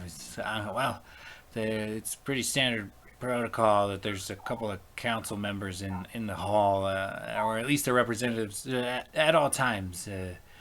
Councilman Baracus and I think Representative Nayla are just up the way. It's their shift this evening. Is either one of them, I guess, of a friendlier disposition than the other? I personally prefer Nayla. She's quite charming. Wonderful. Thank you. So as you guys kind of walk into this courtroom, it is set up like a courtroom you would see or be familiar with. There's a lot of benches. There's like a high raised up area where maybe the judge would sit. And to the right and left of the judge are also raised podiums. It looks like there are not only several benches but a few desks up close near this judge's like podium, and as you guys kind of approach, you notice two people. One is a rather dashing human dressed in quite luxurious clothing. He is obviously a noble, adorned with many silver and gold and copper bits, and you notice a few fine stones on the rings and earrings that he has. He's got a slicked back hair and a finely groomed goatee, dark hair, dark eyes type. And next to him is a smaller halfling woman, decked out in an almost equally lavish attire, very flowing silks and silver buttons, and just kind of a very hoity-toity looking type. And as these two are kind of looking over some parchments on a table, they look up as you approach and introduce themselves. Councilman Baracus, and he gives you a low bow. And Nayla, this halfling woman, kind of comes off the stool and reaches up and shakes your hands. She's Nayla Alphins, representative of Councilman Alphins. And they just kind of look to you. Formal complaints are can be turned in here. If is there anything we could do for you in particular? They kind of they both look to have a substantial stack of what looks to be paperwork in front of them. A private conversation, preferable. Sorry, say that one more time. Locris would just say a private conversation would be preferred. We come with information. Well, the public house is not the best place for privacy, but what information do you have to share? Well, first we're on the hunt for somebody. A friend recommended them. What is it, Tanilla? Tilanara, Blackfeather. What he said. Tilanara Blackfeather. She's a druid. I think she's a local folk hero around these parts. We were sent here from Bo Brightglow over in Hero's Perch to seek her out. Well, I mean, I have heard the name. I have done business with Telenara on multiple occasions, and though I have not heard of her from some time. I want to see how they both reacted to those names. If one maybe flinched. Okay, give me an insight check. Yeah, Logis is spamming insight check. Okay, yeah. 19 Well. total. 12 plus 7, 19. So Locris, they're kind of hard to read. You don't get a feel on them either way. But Logos, when he mentions Tilinara Blackfeather, you notice that Baracus, the human noble, does kind of get like a worried look on his face as he mentions that he hasn't seen her for some time.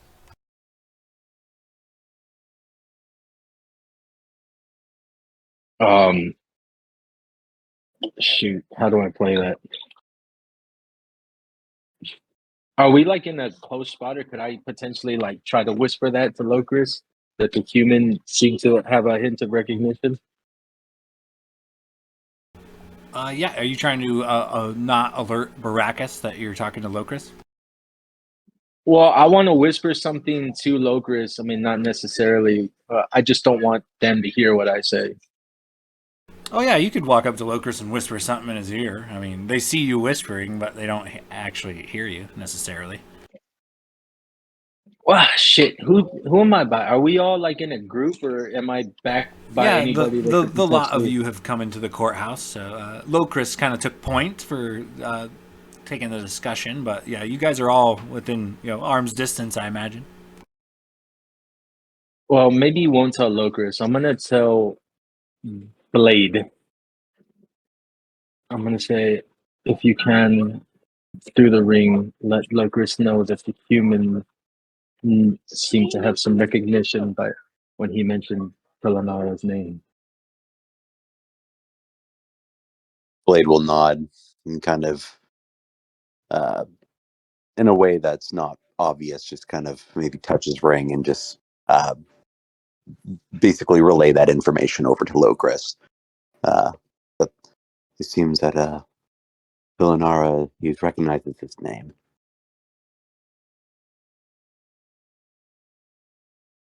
So he recognizes the name, but says he doesn't know where she is. Correct? Correct. He said, Alright. I recognize the name, but haven't spoken to her in some time, and looks worried. Locris will just kind of nod. Yeah, one of our employers contracted a gift from a unscrupulous person, so I'm sure he'll be disappointed. Have you not seen her because she was off on an adventure? Would you know about her last whereabouts? Baracus kind of thinks thoughtful for a moment. I mean, the last time we had need of Tilinara was, I think, must have been a trading ritual for a few ascending hunters, but I mean, years ago. Aside from that, other council members have hired her to work various tasks. Bending the land to our will is not always easy. Sometimes crops die, but she's been a helpful ally to the city for some time. It's quite troubling that she does not answer our calls for assistance. Can I roll another insight check that was literally the last time he saw her, and have they like? Does he seem like he's really worried right now, or does he seem like he's just? Is there any deception in his face at all? Give me an insight check. It's 14 plus 7, 21.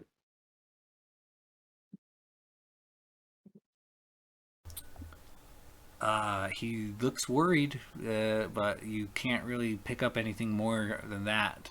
He seems to have a bit of genuine concern around Tilinara Blackfeather's whereabouts.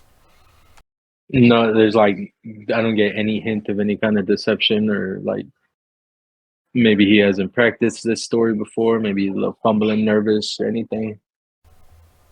Nope, just seems kind of worried and unsure as to her whereabouts. Okay.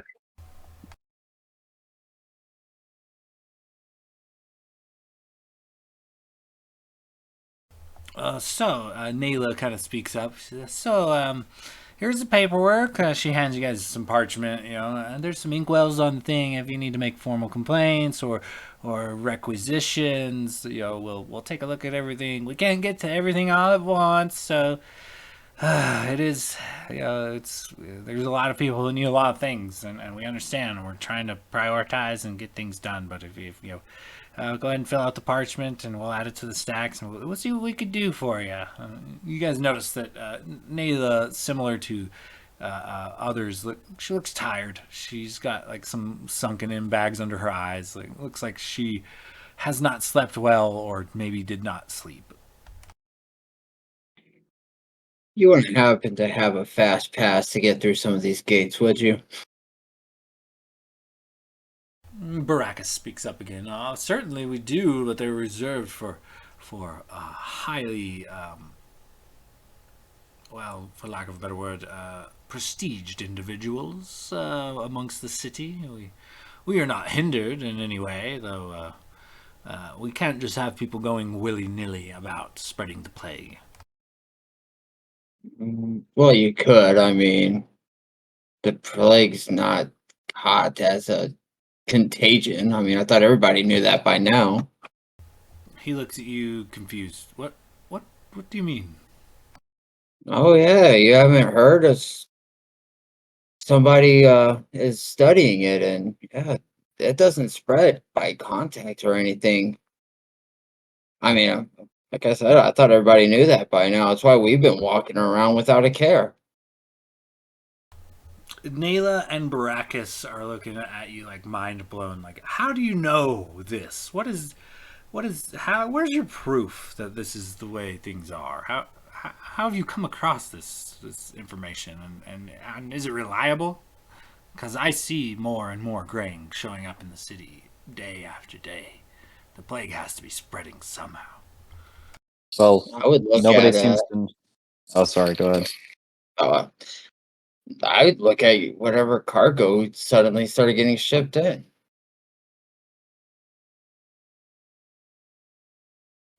Interesting. He ponders for a bit, kind of thinking on your suggestion. This doesn't prove that your claims are true. What if you could provide proof of this? We might be able to make a better life for ourselves if we knew more about the graying. Alas. Well, we just came from Hero's Perch, and if you trust the clerics from Hero's Perch, they've recognized that this, whatever this is, it's not spreading like a traditional illness. And in fact, they've been able to rehabilitate some of the Greys and actually put them to work. I mean, they've got them basically, they're working as service around the main chapels, but there is some use to them. They're not dangerous. This isn't spreading like an illness. People shouldn't be fearing them. They should be helping them. Baracus's eyes go wide, and so do Nayla's. You've been to Hero's Perch? What? Why do they ignore all of our messages? Why do they not write back? We send letters by the dozen. We send couriers. We send messengers, and nothing. They not only do most of our messengers not return, but we get no reply. Like what is Hero's Perch even, with us closing the Navy down? What is Hero's Perch even like now? Like, they still stand? Like, what? This is news to me. We have not been able to contact Hero's Perch for some time. The waters in between are quite dangerous. Would you? His mind is like blown. He's like totally like is almost in shock, kind of thinking about this. And you know this to be true. You know that this is what the clerics have told you at Hero's Perch. He's like looking kind of frantic at you. Well, this is just the information we've had as we've been trying to find information relative to the disease I spoke about earlier. But you have to ask yourself, if your messengers aren't returning and you could trust the clerics, maybe there's a third party that's trying to put a delay. Indeed, this has been discussed many times in a few of our inner sanctums. I believe you are probably right. So we're trying to find this Tilanara, and probably head back towards that way for some other business. But again, waiting hours just to try to get through, it's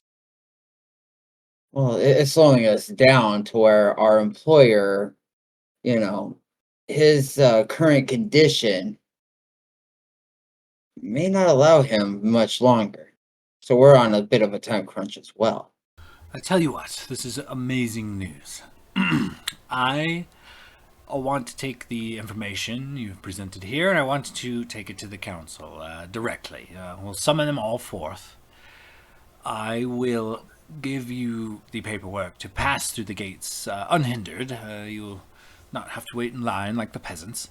But I do ask that you come to the Manor District. I will gather the councilmen at my home. We will throw a banquet. I will feed you. I will wine you. I will throw a small banquet with the council members. Will you come to tell them what you have told me here? Please, I beg you. We will, with the request that you keep it vague. I mean, with this brief interaction, we're sure that the both of you are very well respected members. But with this third party, we don't know who might be, if there's anyone assisting them from this side of the region as well.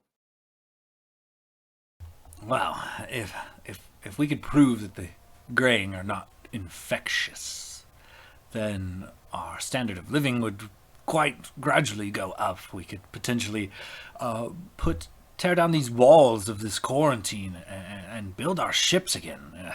Our economy suffers, our people suffer. We are at a loss here. And without some dramatic change, and soon, I feel that we will just continue to wither. We must do something, and convincing pompous fools of more than a rumor, it would be best from the horse's mouth, I believe. And not only will I grant you the pass to get amongst the quarantine districts, perhaps the council are prestigious. I will front the bill, if you would but perhaps go to the merchant district and acquire some, well, better clothes. He kind of gestures to the lot of you in all of your like armor and swords and things, and adventuring gear. He's like, I will foot the bill at the tailor. Can you wear something presentable to speak to the council in? I mean, you can show up in your armor if you'd like, I suppose, but they are a pompous bunch. A bit of flair and finesse would go quite a long way. Oh, we could definitely see if we could find something that maybe fits over our chain shirts or something. I mean, it's great with dragon's teeth, but the fangs that come out at some of those parties, well, I don't know if this would stop those.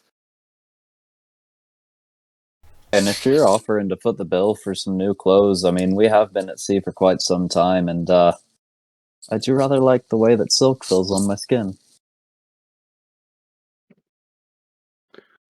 Absolutely, I will. If you would bring this information to my manor, I will assemble the council, and I will absolutely provide a fresh pair of the finest tailored garments available. And you said tomorrow evening?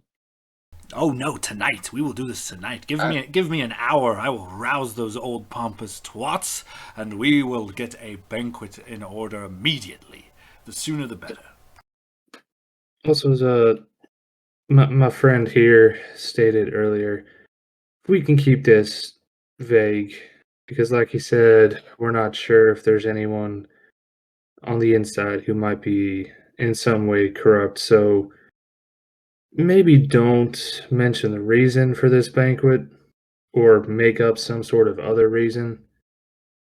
and then we can give the information when we get there. We just don't want, if there is, on the off chance, the off and terrible chance that someone in your council has their own influences from the outside, we don't want to give them time to prepare, if you catch my meaning. Oh, indeed. A bit of subterfuge would be required, I suppose. Yes, we'll keep it vague until the information is presented. I will assemble them immediately. Nayla, make it happen. And Nayla kind of rolls her eyes and she kind of jaunts off out of the courthouse. Just one more insight check on those two after all that information was presented. Did they seem like actually excited, or one of them seemed a little nervous about the truth coming out? Yeah, give me an insight check. Whoever would like to, go ahead and give me an insight check. Everyone roll insight. Yeah, that's a fucking 2. I buy it. 18. 14. Got a natural one. Did I roll the highest on insight? Blade, Go did you roll? for it. Holy shit, Glader's for once. As Roll far the as far as you can tell, they seem genuinely excited, and they could be for the news or the opportunity to leave the giant piles of paperwork behind. But they are genuinely excited. All right, well, I guess we should go get some fancy clothes. I don't know. Indeed. So you'll do this. Could I maybe just get like a big robe to fit over my armor? I feel naked. I mean, whatever you like. Just we're going to be eating and chatting. I mean, you can wear your armor if you'd like, but clinking and clanking and whatever. You do, just clean up a bit. Become presentable. He writes a piece of parchment, stamps it with the city seal, a signet ring he has, and signs it with a flourish. And this parchment will grant you access past all of the guards. You won't have to wait in line.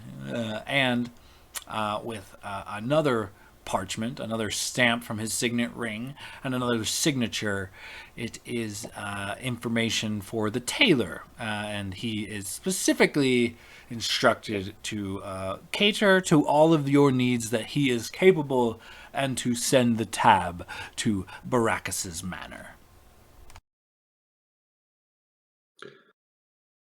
All right, well, we'll be off now, and I guess we'll see you tonight. Indeed, I look forward to it. You've brightened my gloomy existence. He just kind of smiles at you. All right, let's go get our hair did, our nails did. I don't have hair. Cue the makeover montage. We can go get your tail polished, buddy. It's okay. I don't have a tail. We can get it pierced. I don't have a tail. Why would I pierce my tail? I thought dragonborns had tails. I'm sorry. Thought it was like rolled up in your armor or something. Tucked under the belt or something. It's my fourth leg. Anyways, let's go. As short as your other one. Blade Gear, is that your tail, or are you just happy to see me? Both. I'm gonna have to call HR. So as you guys make your way, where do you guys want to head to? Back to the Merchants District, I assume. But is there anything in particular you guys need to do?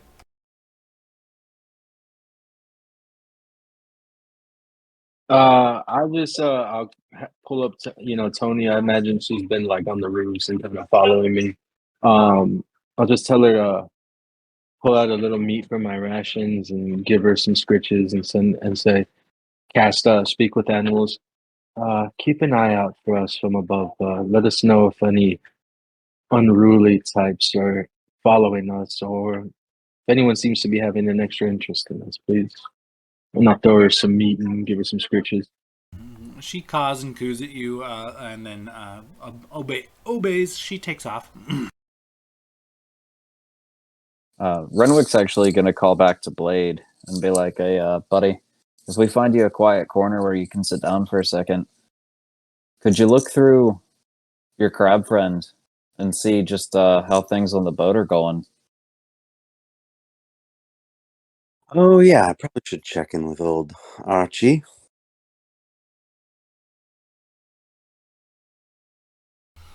Yeah, for sure. You can definitely kind of warg and see what's going up with Archie. Yeah, Blade will, whenever is convenient, will kind of pull to the side and maybe do a little warg vision. Yeah, for sure. Archie looks to be kind of wandering around the crow's nest, occasionally pulling at slivers of the wood, chasing off any seagulls that wander too close. Kind of boredly idling around on the crow's nest. Nothing too particular. It looks like Gerb and Derb are taking shifts guarding the door that has Arthur below deck. I feel like during that, like when he saw Blade step off to the side to do his little war guys thing, in order to save time, he would have just walked up and just picked him up and like cradled Blade and just continued walking with the rest of the party, just holding him in his arms.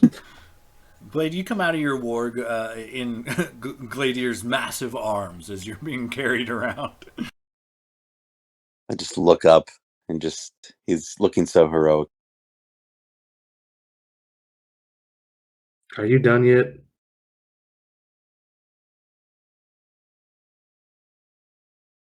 That's usually what most women say to me, but yes. And Glares chuckles and puts him back down on his feet. See anything interesting? No, seems like Archie was just mostly fighting away seagulls. Looks like our two hires are keeping watch, and I'm assuming that that Arthur's still inside.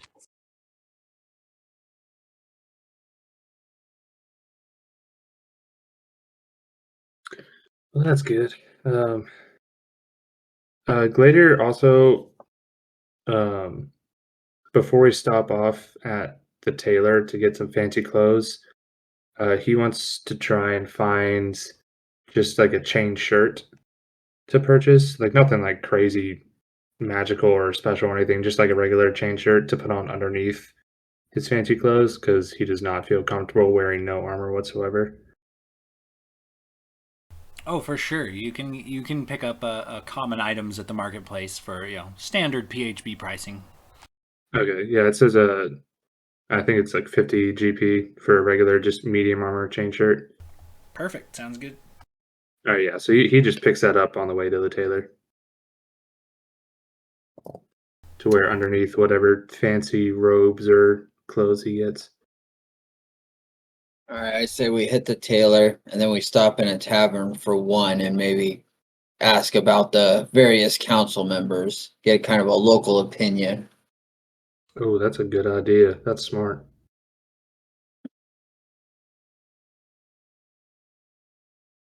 So we go to the tailor. Okay, so Taylor first then. Yeah. Yeah. Sure. Let's go to the tailor swiftly. Jeez, that's the name of the tailor. Swift's tailor. Swift's.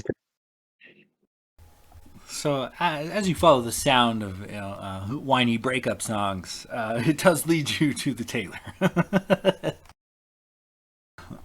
So the tailor looks to be just getting to the point where it's closed. You see a half elven woman, a little bit older, sweeping off the porch. Looks like maybe sweeping out the front end of her shop right out the door.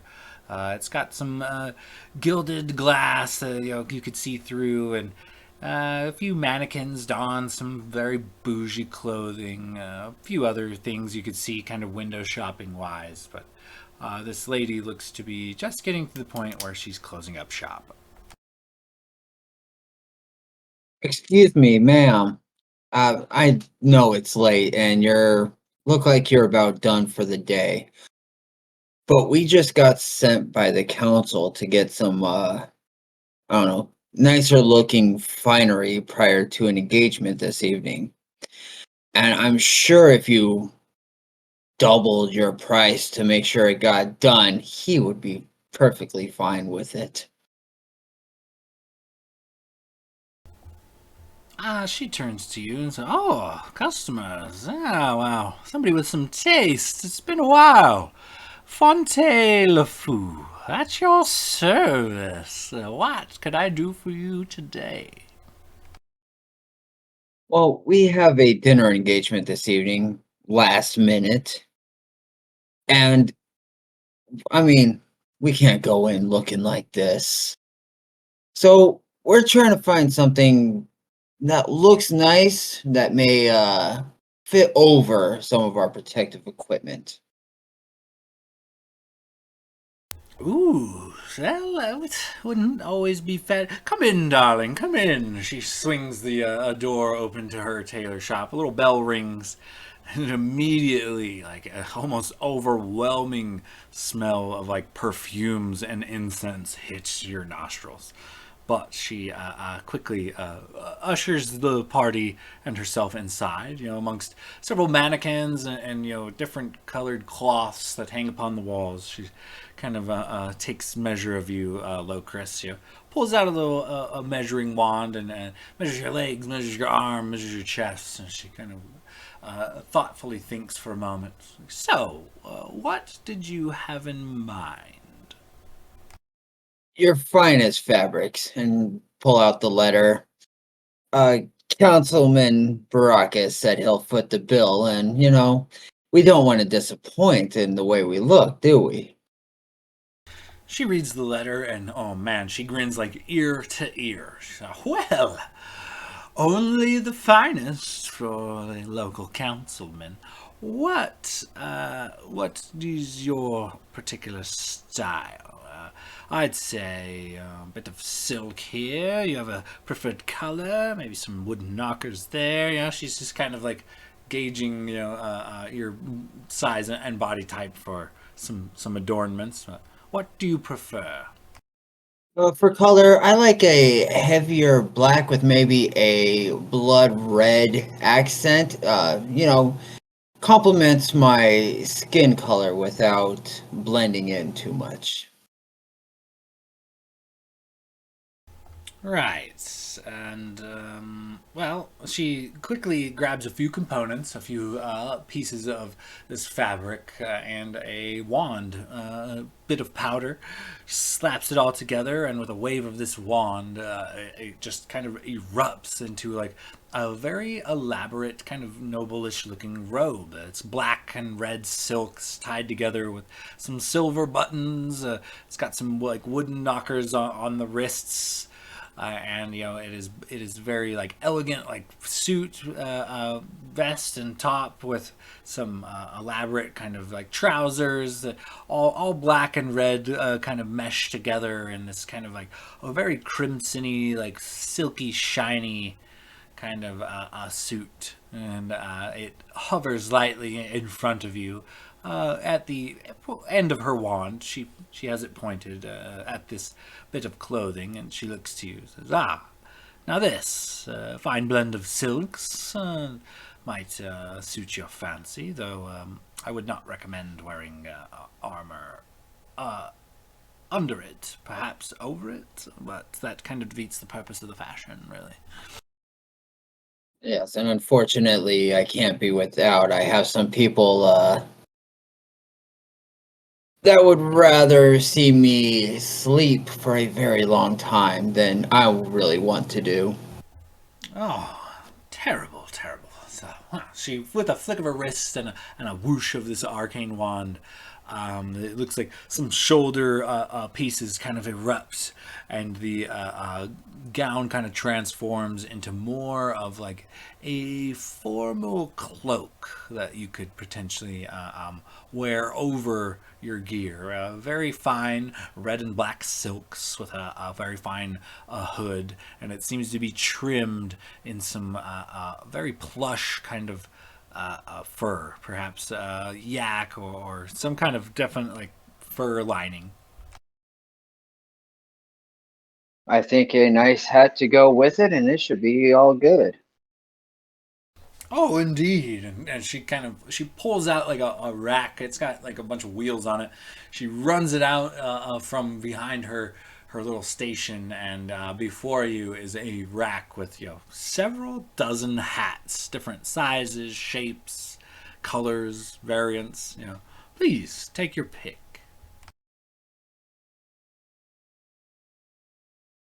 All right. He'll grab one of those. Looks like the French with the swoop on the left side, flat to the right, slight feather sticking out. Don't know what the hell it's called. A pimp hat? No. Looks sort of like that, just the medieval version. All right, yeah, for sure. So it only takes a few moments, and our Locris is done up quite nicely, and she makes a few markings in her ledger, making sure to write down the costs. Oh, excellent! You're our superior model, sir. And she smiles to you, and then turns to next in the party. Let me roll a dice real quick. That is Blade. Blade, she turns to you. So now you, darling, tell me, what are your tastes? What do you like? What do you need? Well, I'd like something a little flowy, something that'll fit over my armor. Though it's not, I don't have, very, a lot of armor, but something flowy. I like velour. Do you have any velour? I might be able to do something. And she kind of whips up a similar process, takes some materials, some magical components, and this arcane wand, and before your very eyes, the clothing seems to almost assemble itself. And it is kind of a very flowy green cloak. It's like silk, so it's got this weird kind of like shine to it in the light. And this green shiny silk cloak is trimmed in leopard fur and hood and all, and it's got a gold drawstring across the neck, and she holds it floating in front of you. How about this? What do you think? It's perfect, but does it come in silver? With a flick of her wrist, not only does the green turn to silver, but the leopard fur goes to that of a snow leopard. Oh, this is absolutely perfect. And Blade will kind of, brush his hands on it, and if he can, if she'll allow, and be like, so I heard you said this came with a hood. Is it a hat also included? Oh, please help yourself to my many fine accessories. And she kind of shows you to the hat rack, and she's also got a similar rack full of scarves, another one full of gloves, another one full of just fancy like belt buckles. So Blade will kind of ponder through and look and be like, you have anything? I'm looking for I think it's like a bicocket hat. It's basically like the Robin Hood hat. Oh, yes, silk, wool, a few other leather and hide ones. She has quite the selection. If you could fetch that for me in silver with a gold feather, I think this would be the complete look I'm looking for. Oh, and with a flick of her wrist, the color of the hat and feather change, and she presents it to you. Blade is over the moon. And she turns to Renwick. Oh, it won't take quite as much fabric for you, but that doesn't mean it can't be any less fabulous. What can I do for you, small one? Oh, half the time, twice the quality, right? And he'll give her a wink. And he'll take off his coat and his hat and set it down, and he'll just be like, "My dear, I've been wearing these clothes ever since I started sailing, and since then, I've become a knight. I've well, I've done some great deeds. I'm a captain now, and I think my clothes should be fitting of that. However, I've also acquired my fancy armor here," and he kind of points down at his masterwork, studded leather. He's like, "I'm really just looking for something that might accentuate this. Maybe some nice pants, a nice coat, something that's good in the weather. As we're out on the water a lot, I'd like to wear this for more than one occasion. And well, if you don't mind, I'd love a nice captain's hat. I'm really dressed for the job you want."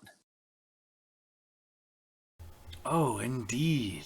And she kind of takes a few measurements on you and summons forth a bit of material with some of her components, and before your very eyes, it is this uniform is assembled, and it is a very formal, almost military-looking garb with the kind of flowy little dangly shoulder pauldrons and a very proper like several buttons across the chest straight down to the sash like belts and then trousers and all of it is a deep navy blue trimmed in silver, and it comes adorned with a matching captain's hat. And he'll kind of circle it, judging, stroking his now growing back in beard, and he'll just be like, "No, my dear, that is something of pure beauty. My only request, and there's no way for you to have known, could I get it in purple? I'll have the accents be black. They're two of my favorite colors, specifically real dark purple." Yeah, and with a flick of her wrist, the colors alter to your desire. And he'll wipe a tear from his eye and just be like, "Now that is an outfit my parents would be proud to see me in. You've done something quite stunning here, my dear." And he'll kiss her hand as he slowly goes back to admiring his new outfit. She blushes. Ooh, a captain and an admirer. You might have to come back to Fontaine-le-Fou. She kind of growls at you. "Hey, you gentlemen watch out. This one here's a minx." And he'll wink at her one more time and then continue to just admire. She turns to Logos. What would you prefer? What is your style? Gladio, you mind going first? I need some time to think. Out of game. My baby's crying right now. Okay, yeah. She turns Fire's to Gladier. close. And Gladiator looks a little more excited than seeing everyone else's stuff. He looks a little more excited than he sounded when he was with the council member. Well, whatever we saved on the halfling, we'll have to use on you. You're a bit large, aren't you? What is your fancy? Oh well, if you don't mind, I was thinking color scheme wise, mainly just a white silk with gold trims and inlays. But I was just thinking a simple tunic and trousers, then with maybe a little bit nicer, maybe a little more elaborate uh, tailcoat of the similar color scheme. Indeed. And, with not with a similar process, she kind of summons the material together and presents it in front of you. It is a very kind of shiny silk material, but it does seem to be laced with silver and have many silver buttons, baubles, and metals adorned within. Imagine Glader kind of like instinctively flinches slightly Do you mind if there's no silver on the coat whatsoever? I mean, gold's really my color. Oh, a man after my own heart. Well, absolutely. And with a flick of her wrist, all the silver kind of buttons and things become gold. Try it on. Ran away from his side. Fonte, are you flirting with somebody else? Whatever makes the sale, dearie, she winks at you. Need another suit? This is perfect. Thank you very much. Indeed. And she turns lastly to Logos, who may or may not be dealing with a crying kid. I'm still. Are most of y'all going in your armor or not? Kind of depends what I do here.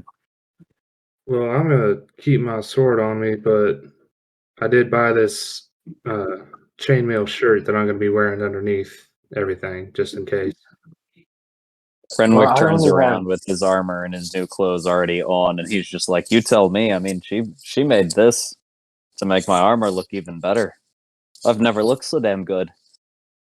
Well, perhaps I'll do something like you then, Captain. Could I just work on my armor here and make it spruce it up a little bit? Maybe a little nicer green, a little more brown, maybe a nice long shirt with a cloak and maybe some brown trousers or something like that. What kind of armor do you have, Logos? Just medium armor, the armor that I left my green forest in. So is it like leather, chain? What kind of armor do you have? No, it's leather armor. Oh yeah, so she kind of looks at it. Well, I mean, it's just not in good shape, but we'll try. And she kind of she mends a few nicks and tears and things in your armor, refurbishing your armor first, kind of bringing a shine back to the leather, and then she goes about making a nice kind of like overcoat that you could wear and kind of be presentable, and it's got a lot of earth tones, a lot of greens, a lot of like deep browns, and it's all got this shiny kind of silken texture to it. And she presents it to you. Could I maybe get like over the cloak where the clasp is around my neck, maybe a crest, maybe embroidered, very nice looking of a maybe of a big oak tree that reminds me of home. Absolutely, darling. And with a wave of her wand, a bit of material jumps off the desk and forms itself into your desired like pendant, and the clasp upon it is now a giant oak with what looks to be a bit of emerald embedded in the clasp. Oh, I like this. What do you think, fellas? And he'll like do a little flourish. We all, man, we all look so good.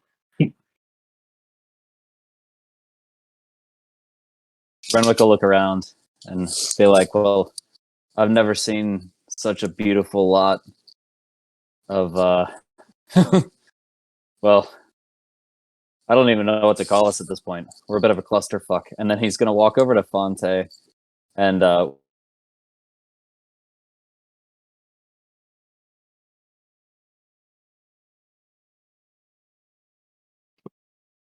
Did you cut out there, bud? Like, walk over to Fonte. he wants to whisper like, Oh, "Oh yeah." I think I actually the audio came through late because I could hear it seconds after I said it. But he'll walk over to Fonte and whisper in her ear and just ask her to embroider the emblem of the Sands of Justice, like maybe like the size of a palm, somewhere on each of our garments. ooh, she said, I like that. And she, instantly in kind of a golden color, stitched amongst where you would all have like a breast pocket amongst these new garments. The symbol of the Order of the Sands of Justice appears. I don't know about you gentlemen, but personally, I like having that symbol right there. Might raise a few eyebrows, but it also kind of makes us feel a little bit more official. And if we're talking to the nobles and we seem more like an official order of knights, I think it might actually help us persuade them that we know what we're talking about. How much time do we have to the meeting? Maybe we can hit the bathhouses, get nice and clean and smell good. Well, he said an hour. Yeah, Baraka said give him an hour and he would get the banquet rolling. So you've got an hour, maybe two at the most, before this banquet cracks off.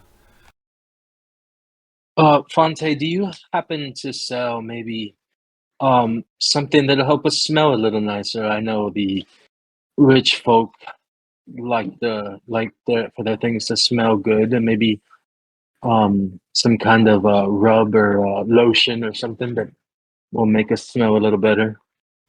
Similar to like the hat rack she rolls out another rack that's just full of like various sizes, shapes, and colors of glass vials.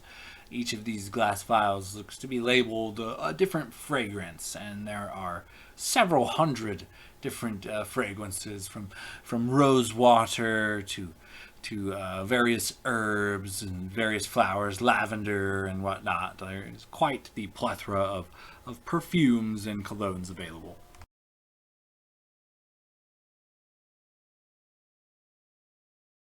I want to look for something that's maybe like what's the word I'm looking for? Like sandalwood smell, you know, that like musky.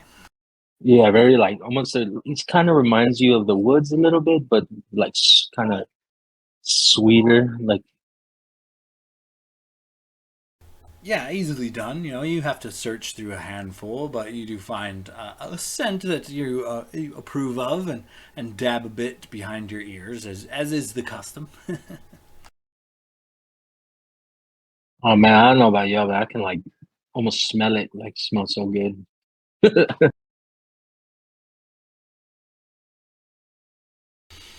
She kind of caters to the lot of you. She says, "Well, you are a fine-looking lot indeed. Anything else I could help you with?"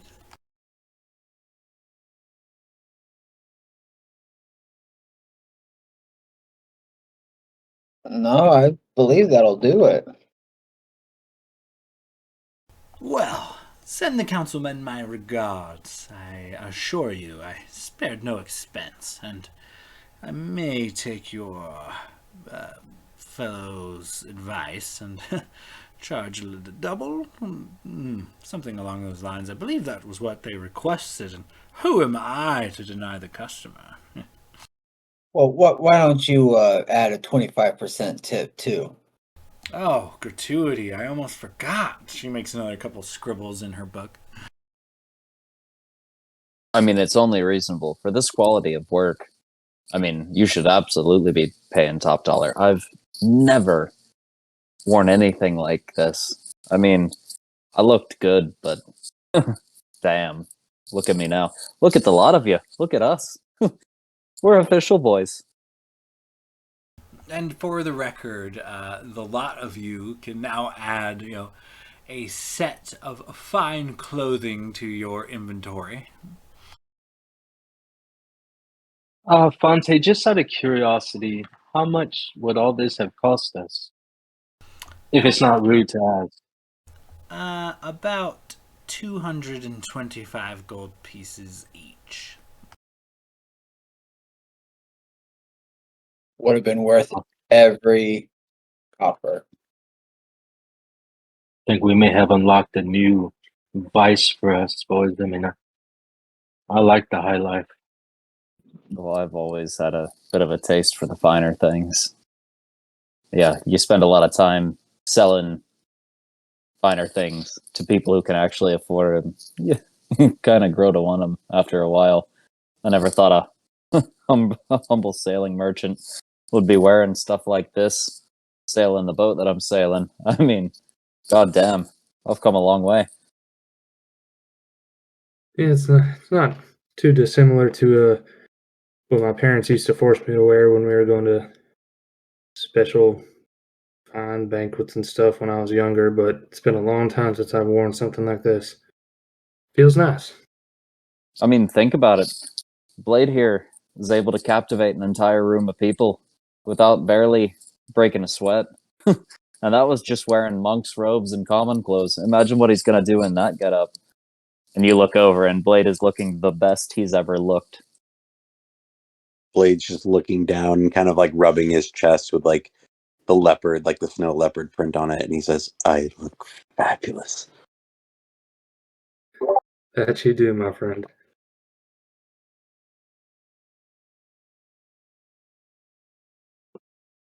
Also, I was typing in to add it into the inventory on D&D Beyond. I typed in "find" for clothes. Apparently, there's a wondrous item called "Fine Mustache." It's a glorious fake mustache that sticks to your upper lip. The mustache compels people to compliment on its quality. The curse: whenever someone compliments the mustache, it falls off your lip. I actually found that by accident one day, and I worked it into a one shot. And unfortunately, I can't remember which one, but you guys did not roll to find the mustache, and I was super sad because I was so ready for all of that roleplay. I'm just glad I stumbled upon it. We're gonna need that for a quest item for a future quest there, Sean. All right, I'll take notes. I'll throw it in your arc somewhere. All right, so I guess we're heading off to the tavern to maybe get some intel on these council members. Look, I think that's a great idea. Okay, there are a number of taverns in town. Did you want to go back to the tavern where you guys have rented rooms at, or were you trying to branch out and explore a different one? Where do you guys want to go? We'll ask Fonte.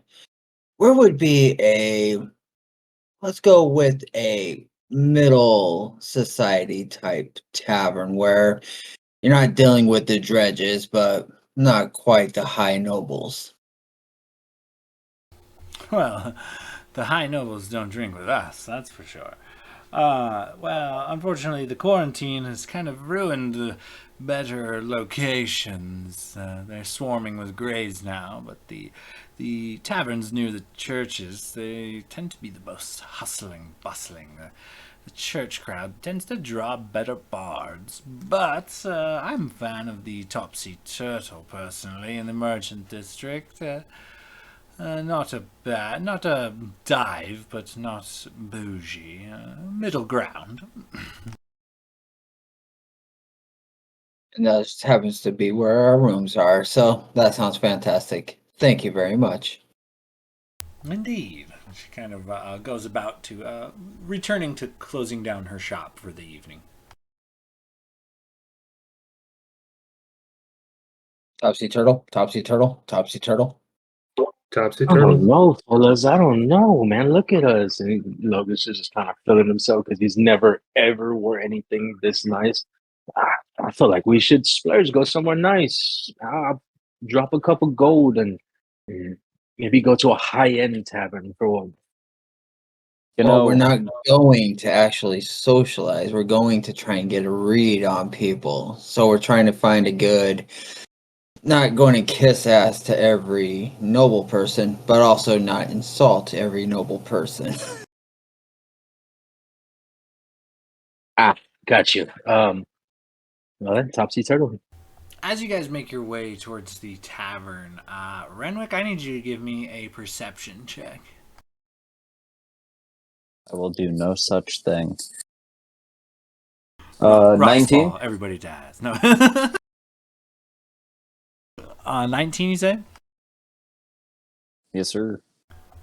Renwick, on your way back to the Topsy Turtle, you notice a handful of teenagers eyeballing you guys pretty hard, and it's not hard to tell that these guys, through some hand gestures, are signaling in thieves' cant, and it looks like your bougie appearance has caught the eye of a few street urchins, but for whatever reason, they do not decide to pursue you. He's gonna look at the group and be like, "I'll be right back, boys," and he's just gonna kind of saunter over, and if they start to kind of walk away, he'll be like, "No, no, no, no, don't worry, you're safe," and he won't get close to them. He'll get within like I'd say 10 to 15 feet. He doesn't want to be anywhere where they could potentially put a hand on him, and he'll just be like, "I'm assuming you lot are probably well, you have something to do with Ariel." We don't know what you're talking about there, guy. He smiles at you. And in Thieves' Cant, he'll say back to him like, "We know the same people. It's all right. If you are thinking that we might be some targets for you tonight, you should ask Ariel before you make a move, and she'll probably steer you in the opposite direction. Although, if you do me a favor and you keep an eye out for us, let us know if anything else weird is happening that doesn't have anything to do with your group. Well, we'll make it worth your while." And he'll flip 3 platinum over. Their eyes like bulge out of their head, and they look to the coins and look to you. Like, oh yeah, absolutely, fancy bougie guy, no problem. We'll keep an eye out for you for a bit. Yeah, we find something juicy, you'll give us more coins, yeah? That's just the start, boys. There's plenty more where that came from. Man, awesome. Ariel said you guys were chumps, but we weren't supposed to bother you anyways. But yeah, we'll look out for you. Well, appreciate that. You boys stay safe. And, hey, steal from the rich. Just make sure you know who you're stealing from before you take it. And he'll just wink and walk back toward the group. They look confused, almost as if you told them to steal from you. They're confused. That's fair. So you guys make your way to the Topsy Turtle, and it is fairly packed. It's not slammed like prior, but there are handfuls of people here and there having loud conversations, sharing drinks, a few getting some meals. And as you lot walk in, the bar goes dead silent, and everyone stops to look at you in your fancy ass duds. The entire bar takes a good gaze and then slowly goes back to whatever they were doing before. The card games continue, the cheering of mugs. You hear some hushed whispers. Look at those bougie fuckers. And what do you guys do from here? Glader puts his coin purse back into the bag of holding. I'm not going to lose it again. You go to reach for your coin purse and it's gone. I place the bag of holding and the coin purse within my pants, and it just looks like I am fucking stacked. I like if you're putting a whole ass bag in your pants, like stacked, but not in a good way. Like you got some kind of growth. Oh no, like I have problems. My back hurts. I need corrective surgery. Okay, so as you guys kind of tuck away your precious valuables, much to the insult of those that too close to you, I guess. We really do look like those assholes. Oh god. We should not have our valuables out here. Just fucking pompous as shit. Take a look for a table with looks like businessmen. Glader's going to follow where he goes. Okay, yeah, I mean, there's quite a few patrons, not any, necessarily, doing business, but there are some, a wide variety, there's some people wearing barely rags, drinking ale, and then there's some more refined folks drinking a bit of wine, playing some cards, and in a bit better garb than rags, but not quite the wealthy exuberance you guys are strutting around in. Realizing how the party looks, Renwick feels like a dick, and he pulls the bag of holding out of his pants and double knots it on his belt right in front of his crotch, but leaves his coin purse firmly within his pants. Go up to the table with the fancier looking people. Ooh, and who do we owe the pleasure? I don't think we've met, sir. They kind of move out of the way. A few of them slide down to an offer to share their table. I imagine someone like you's gotta be good for a round or two, yes? A bartender, they kind of snap their fingers. Bring us another bottle. I've got a bit of chatting to do. Locris will sit down and say, "Thank you. You wouldn't have recognized us. We're travelers and just happen to be passing through town on some business and had to talk to some noblemen, and nothing gets their attention quite like looking like you're from money." Oh, yes, dealing with those pompous asses. Huh. It's not what you know, it's who you know, that's for sure.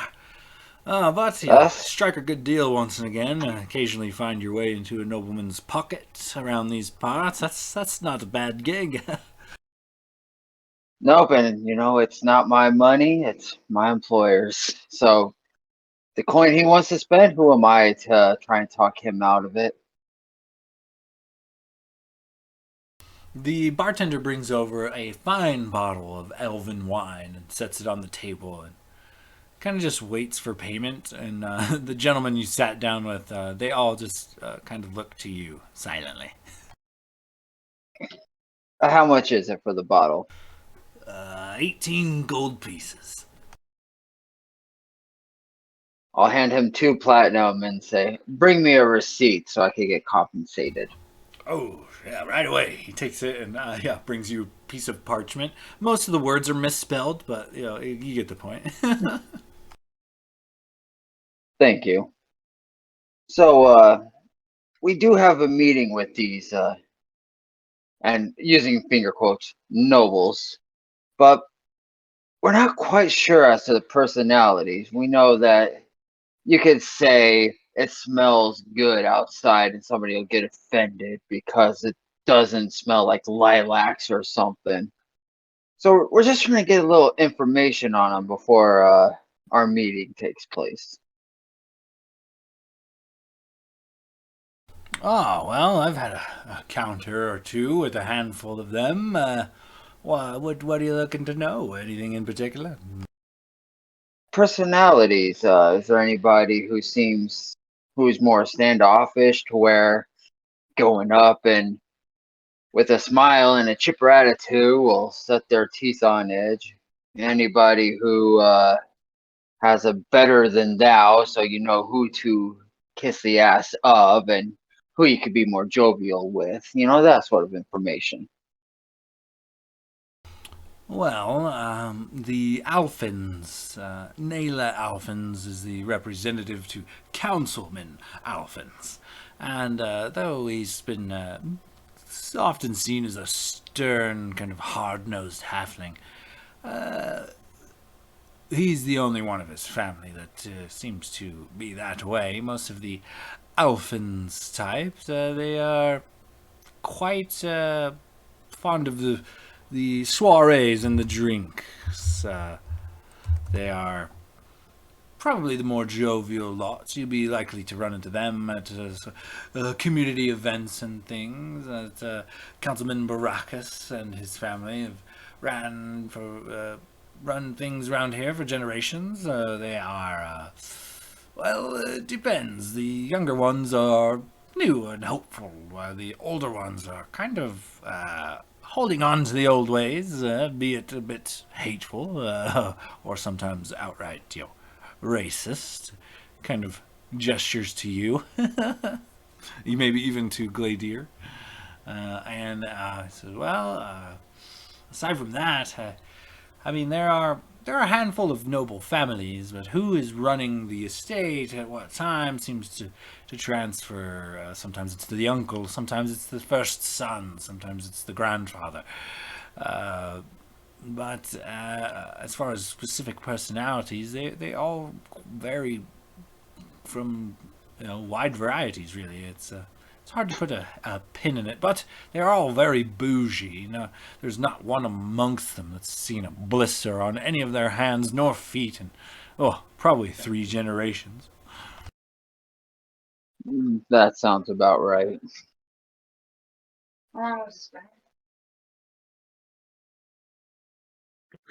Are there any that could there?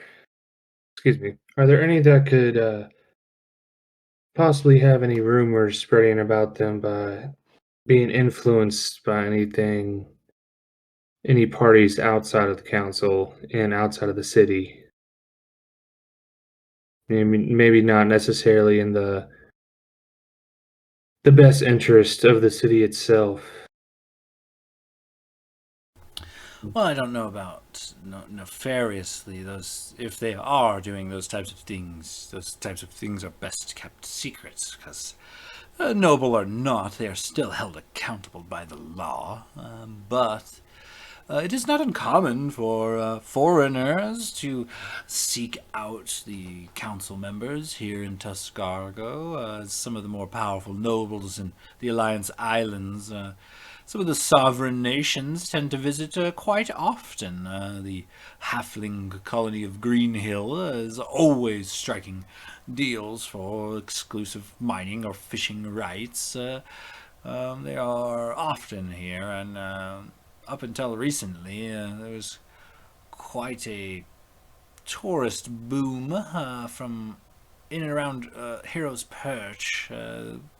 Many people would come and go from there, or at least they used to.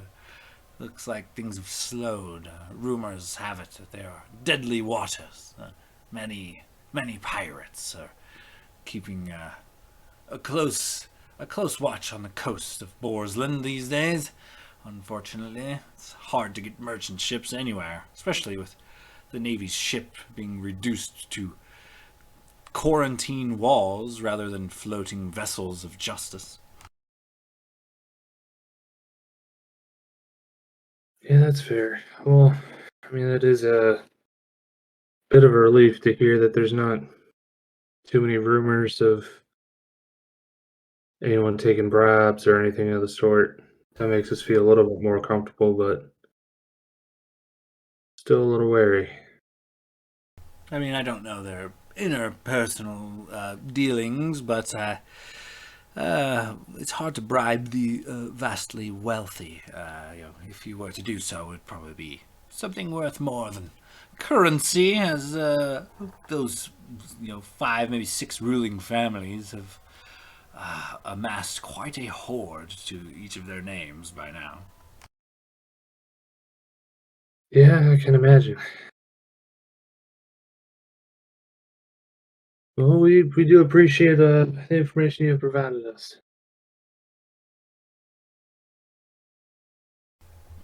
Indeed. And where are you lot from? Tell us the tale. What is the deal with all of you exuberantly bougie-looking individuals? Tell us the tale. Give us some background. What is the deal with you lot? What does that symbol mean? Several. Have you ever been to Hordenshire? Once or twice to the university for business. We work for a noble family from the region. Not doing much, just sending up contacts and everything else that they request of us. And this emblem is of their house to make it easier to travel. Oh, I see. It is a bureaucratical assignment for you then, huh? Well, the red tape in Tuscargo is long and thick, my friend. Good luck. Thank you. And that's why we were asking so many questions, just because, as you said, it's long and thick, and I'd rather fight my way through it than use it as a noose. Indeed, I will say, the nobles, be it as they may, they are just, each individual has their own personality. But I will say this, since the quarantine happened, the nobles have all become very paranoid. They no longer use members of the formal guard and militia.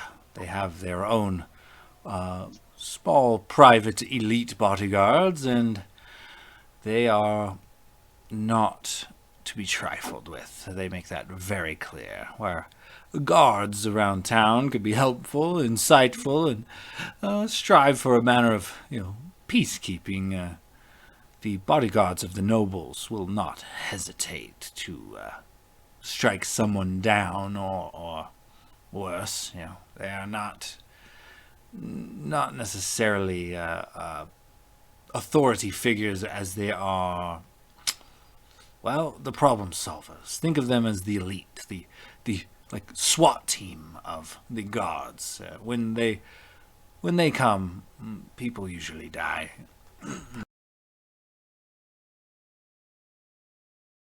Well, they sound Well, then very. it's a good thing. It's a good thing we're going invited rather than trying to sneak in. Oh, indeed. You will likely be escorted across the grounds there. You can't miss them. They are very distinguishable guards. They'll be the guards in black.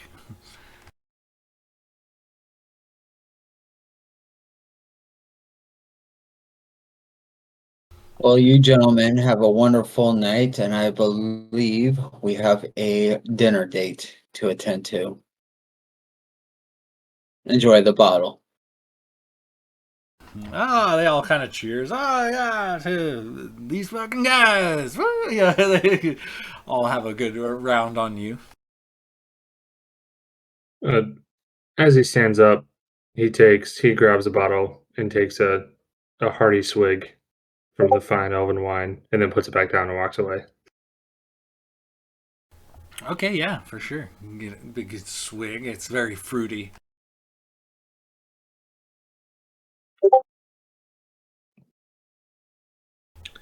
All right. Well, I guess we should get on to this party, huh, guys? Yeah, let's get this shit show on the road. Okay, so you guys kind of make your way out of the Topsy Turtle to the gate that leads to the Manor District. And as you present the paperwork, the guards usher you through. But you are immediately stopped on the other side of the gate by normally the city guards here in Tuscargo. They're wearing a combination of the colors of the city, which is like green and white, so they're very distinguishable. The guards that stop you on the other side as soon as you enter the Manor District are decked out head to toe in black full plate armor, and they carry massive obsidian halberds. And they stop you immediately and inform you, Councilman Baracus has informed us of your arrival. Please allow us to escort you through the grounds to Baracus's manor. And they bow formally, and a few of them seem to step out of the shadows, and you guys are surrounded. You've got about 6 guards, 3 on either side of the party, escorting you across the grounds. And as you guys kind of enter this Manor District, I'm going to need everybody to give me perception checks. That's a Is it natural. for a weak point in his armor so I can stab him and just start a fight right now? It could be if you'd like. No, please no. I also rolled an 11, so 25 for Logan. 21 for Blade. Ooh. Blade, damn. I rolled a natural 1 for 2, so there's that. So perceptive. Good old no eyes. So, you guys, Blade and Logos, you kind of notice this district is full of like very kind of like multi-story houses. They look to be in great condition. There are a lot of different architectures, different like various trim, various colors. Everything looks very pristine. Everything is very clean here. This is one of the few districts where you don't see tons of rats or garbage, and it's the first time since you've entered the city that your district is absent of both.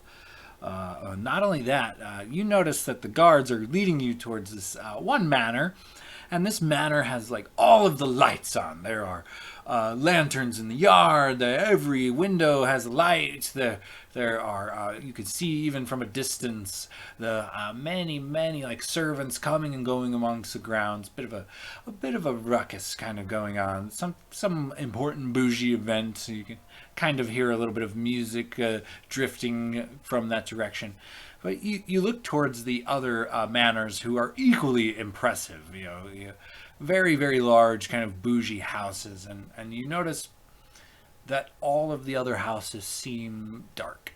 Some of them are completely dark. No lights on at all. Others might have a light on or two in a single window. But for the most part, the district looks all but abandoned, except for Baracus's manor, who is just thrumming with activity.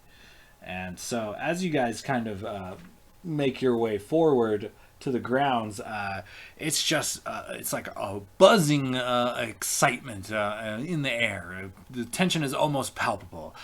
Servants run to and fro, many of them freshening up the flowers. Some of them are carrying various cleaning goods to and fro. Others seem to be doing various chores, dusting, laying out the good carpets, placing flowers in vases, lighting candelabras and whatnot. And is just kind of a very fancy bougie ordeal as you kind of cross the grounds, which are very well manicured. You see a few fountains, a few stone statues of various heroes of old, and very heroic poses and things.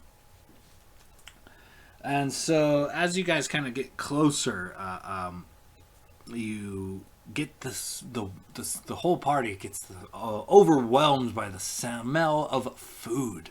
You smell pies and bread and various meats and a variety of other dishes being prepared. Let's see here. So, as they go about spritzing the flowers and things, the guards escort you down a very large hallway, marble tile. You can hear the guards' plate mail just shift and click and clank as they march across the tile. And as you're escorted through this entry hall, and with the smells all around you, you are eventually led into a large dining room with a single long dining table capable of serving many at once. It is being set quickly by servants for the arriving guests. Plates and forks and knives and chalices. And once you enter, you see Baracus sitting at the head of this very long table, surrounded by a few other men and halflings, men, women, and halflings, also garbed in fine wares. He smiles as you guys enter, looking quite bougie. He says, "Oh yes, the guests of honor. We have much to discuss." And he claps his hands twice, and then suddenly many servants enter the room bearing silver trays of a wide variety of foods, as well as begin opening and passing out several bottles of wine to the councilmen that have already kind of conglomerated at the table. And as quickly as all these servants enter and place all these bottles of wine and different foods and things onto the table, presenting them for the nobles as well as you, they show themselves out, leaving just as quickly and with purpose as they had all entered. And suddenly the room is quiet. It is nothing but the party at one end of the table, Baracus, Nayla, Alphins, and several other council members that you have yet to meet at the other. And I need everybody to give me one more perception check.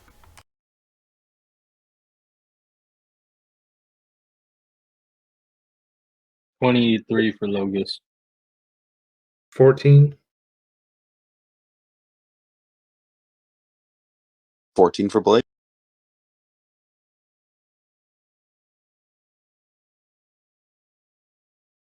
Dirty 20. 12.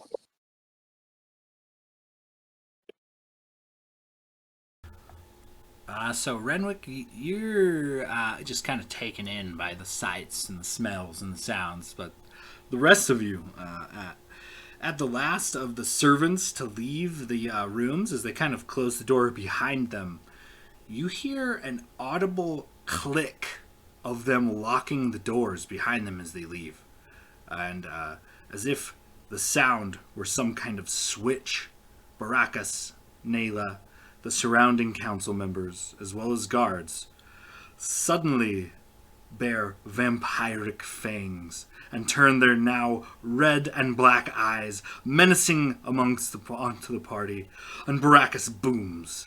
You have meddled in the affairs you should have not, tasty heroes. There will be indeed a feast here, but not for you. Of you. And then he smiles menacingly, revealing his vampiric fangs. And that is where we're going to have to stop our session for the night, boys. You motherfucker. You know, of all the things that I thought possible, that was not one of them. That wasn't even like on the fucking like list that we were gonna be ambushed by vampires. Fuck! I took my armor off. I don't have my shield. Man, I was fucking... I got at least one of you with the free clothes to take your armor off, but most of you didn't fall for it, but I got at least one. Yeah. Hell I bought my no. I'm not taking my fucking armor off. Are you shitting me?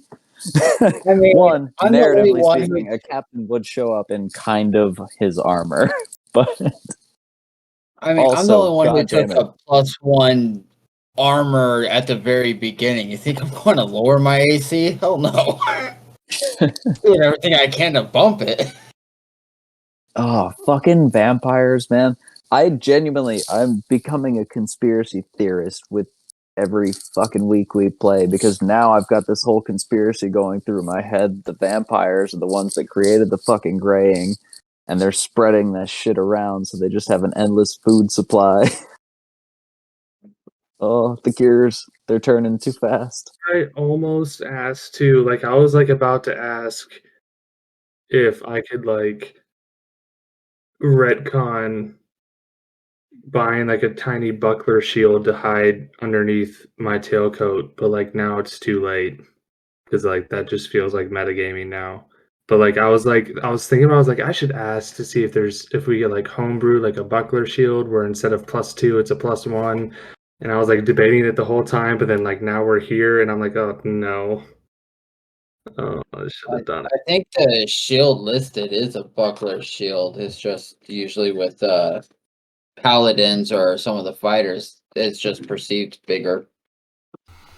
I will say the one thing behind the scenes that you guys didn't really get to see is that I rolled a deception for Baracus against one of Logus's insight checks and I actually rolled a natty 19, and it was one of Logus's only human rolls of the night, so it worked out for me pretty good. See what you do, Anthony. This Was is that when good. I rolled like the 2 or something like that? I got my You ended one up with, roll. all right. You got like a 22, but I got like a 27. So This is not good, guys.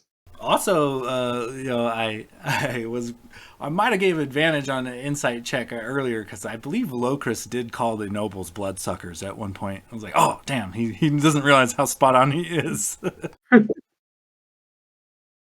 I have 1 flask of holy water.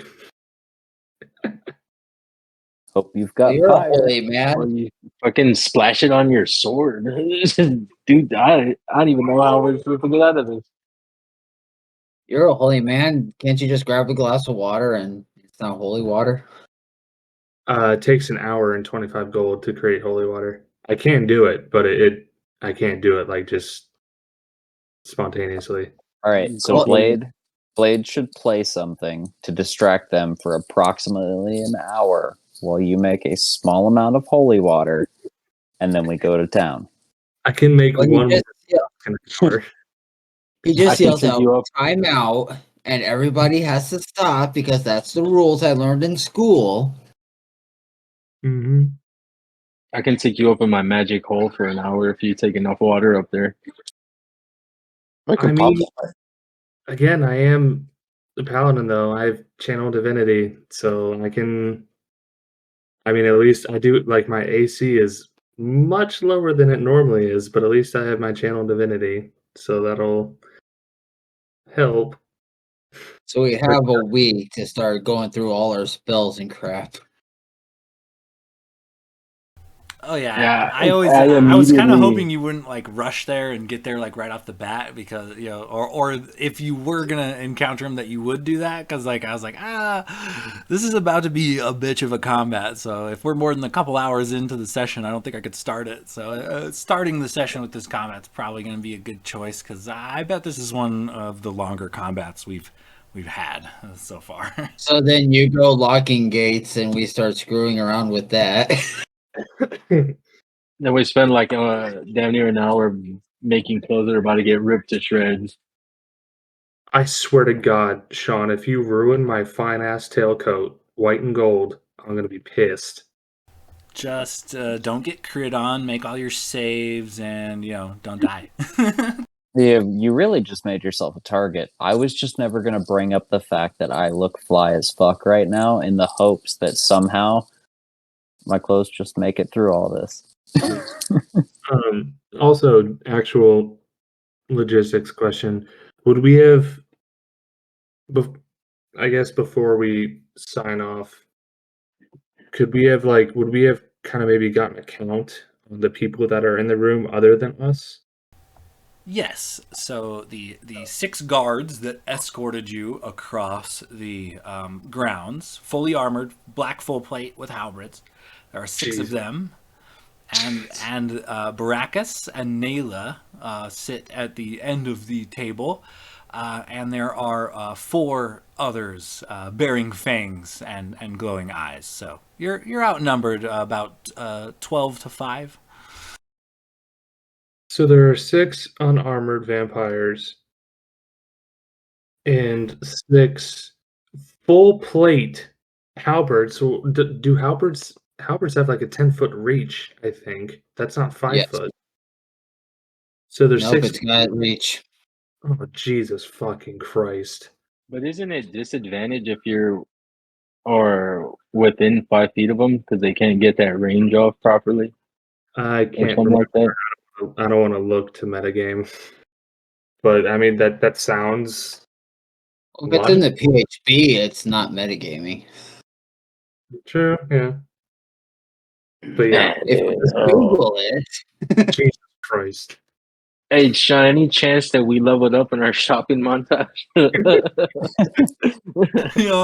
If I gave you like even like half of an experience point for every insight check, you guys would be level fucking 20 by now. I immediately went to my spells to see if I happen to have the daylight spell. It turns out I get it next level. Oh no. Oh, sad day. I know, dude. I was like, oh, I think I have it. Oh, fuck, dude. I mean, at least we got a long rest in before, and so like I can just fucking spam divine smite. Actually, this is going to be a great combat for you, assuming you don't die in like 2 hits. Where I don't roll jack shit and like ones on everything. If I can actually hit them, it'll be great. Yeah. We should all basically just try to let Gladier go to fucking town. Just keep the paladin alive. DM on the fucking chat right now. Don't worry, I'll kill you all evenly. I was gonna hope that you went for like some kind of like blazon embroidery of your god, because I was hoping you would put a holy symbol of some kind on your clothes, Gladier. I mean, I'm still wearing my holy symbol on the necklace. I haven't taken that. Oh, well, let me make some notes to target you first. I was going to say, don't act like you're not normally the first target in every combat.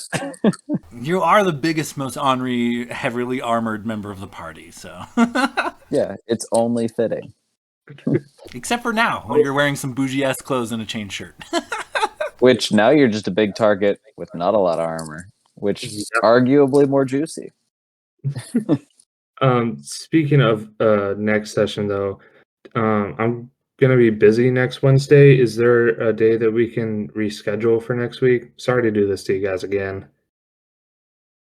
That's fine by me. I mean, I'm Next usually week, I'm good in a pattern, most so- weeknights. Yeah, as long as you guys give me a few days of notice, I can do just about any day. I just need a couple days heads up. Tuesday is gonna be no good for me. It's my wife's birthday Tuesday. Gotcha. Would Um, Monday work?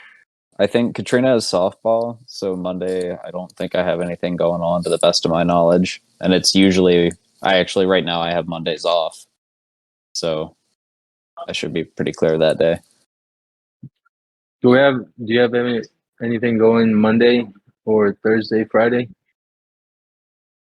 I could do any of those days. I'm asking my wife right now. She said that it's her birthday week, so it's all booked. Either way, like whatever. Just not for sure not Tuesday. No worries. I should be able to do pretty much any night, I think. So whatever works for you guys, just keep me posted. Yeah, I same. can do. Yeah, I can do Monday, Tuesday. Well, not Tuesday. Sorry, because Tuesday, Logis's wife. I can do Monday, Thursday. Logis. Sorry, Anthony. Monday, Thursday, Friday. I can also do next weekend. I don't have anything going on like next weekend, Saturday or Sunday. So if we have to push it off to the weekend, I'm okay with that too. Fair enough. Do we want to aim for Monday then? Does that work for everybody? I mean, I could do Sunday night, Monday night, Thursday night. Even if we do it like this Sunday night, I can do that because I'm off Monday. Would be pretty cool. Thursday, Friday, weekends are kind of like Saturdays. I'm usually got something going on.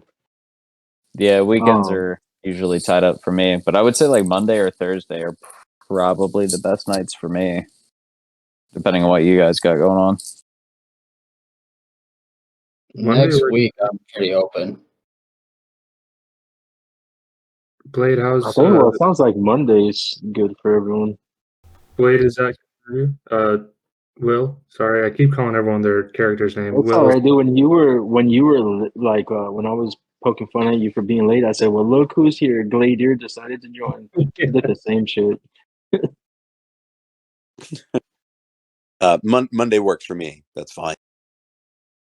Sean, how about you? Is Monday okay? Oh yeah, we could do Monday. Yeah, for sure. And it's funny that you say that. Try to catch yourself. You know how long it took me to stop calling you and fucking Dakota Iggy and Cryo? Like a long time, bro. Like a long time. It really did. I'm actually pretty sure if we listen back on at least the first couple episodes, you were still dropping it once in a while. I think you did, yeah. It's not my fault that my friends happen to have 5 fucking names, okay? Yeah, you're just DM Sean. And tomorrow, the new episode of Monsters and Mythos drops, where we will discuss the Trask. Ooh.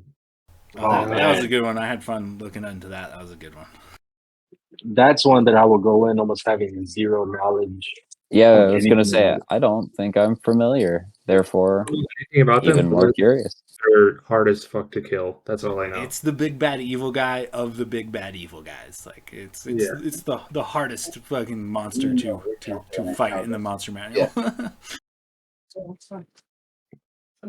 All right, fellas. Well, I'm gonna take off. Keep in touch on the socials. We'll get together on Monday. Yeah. Have a good night.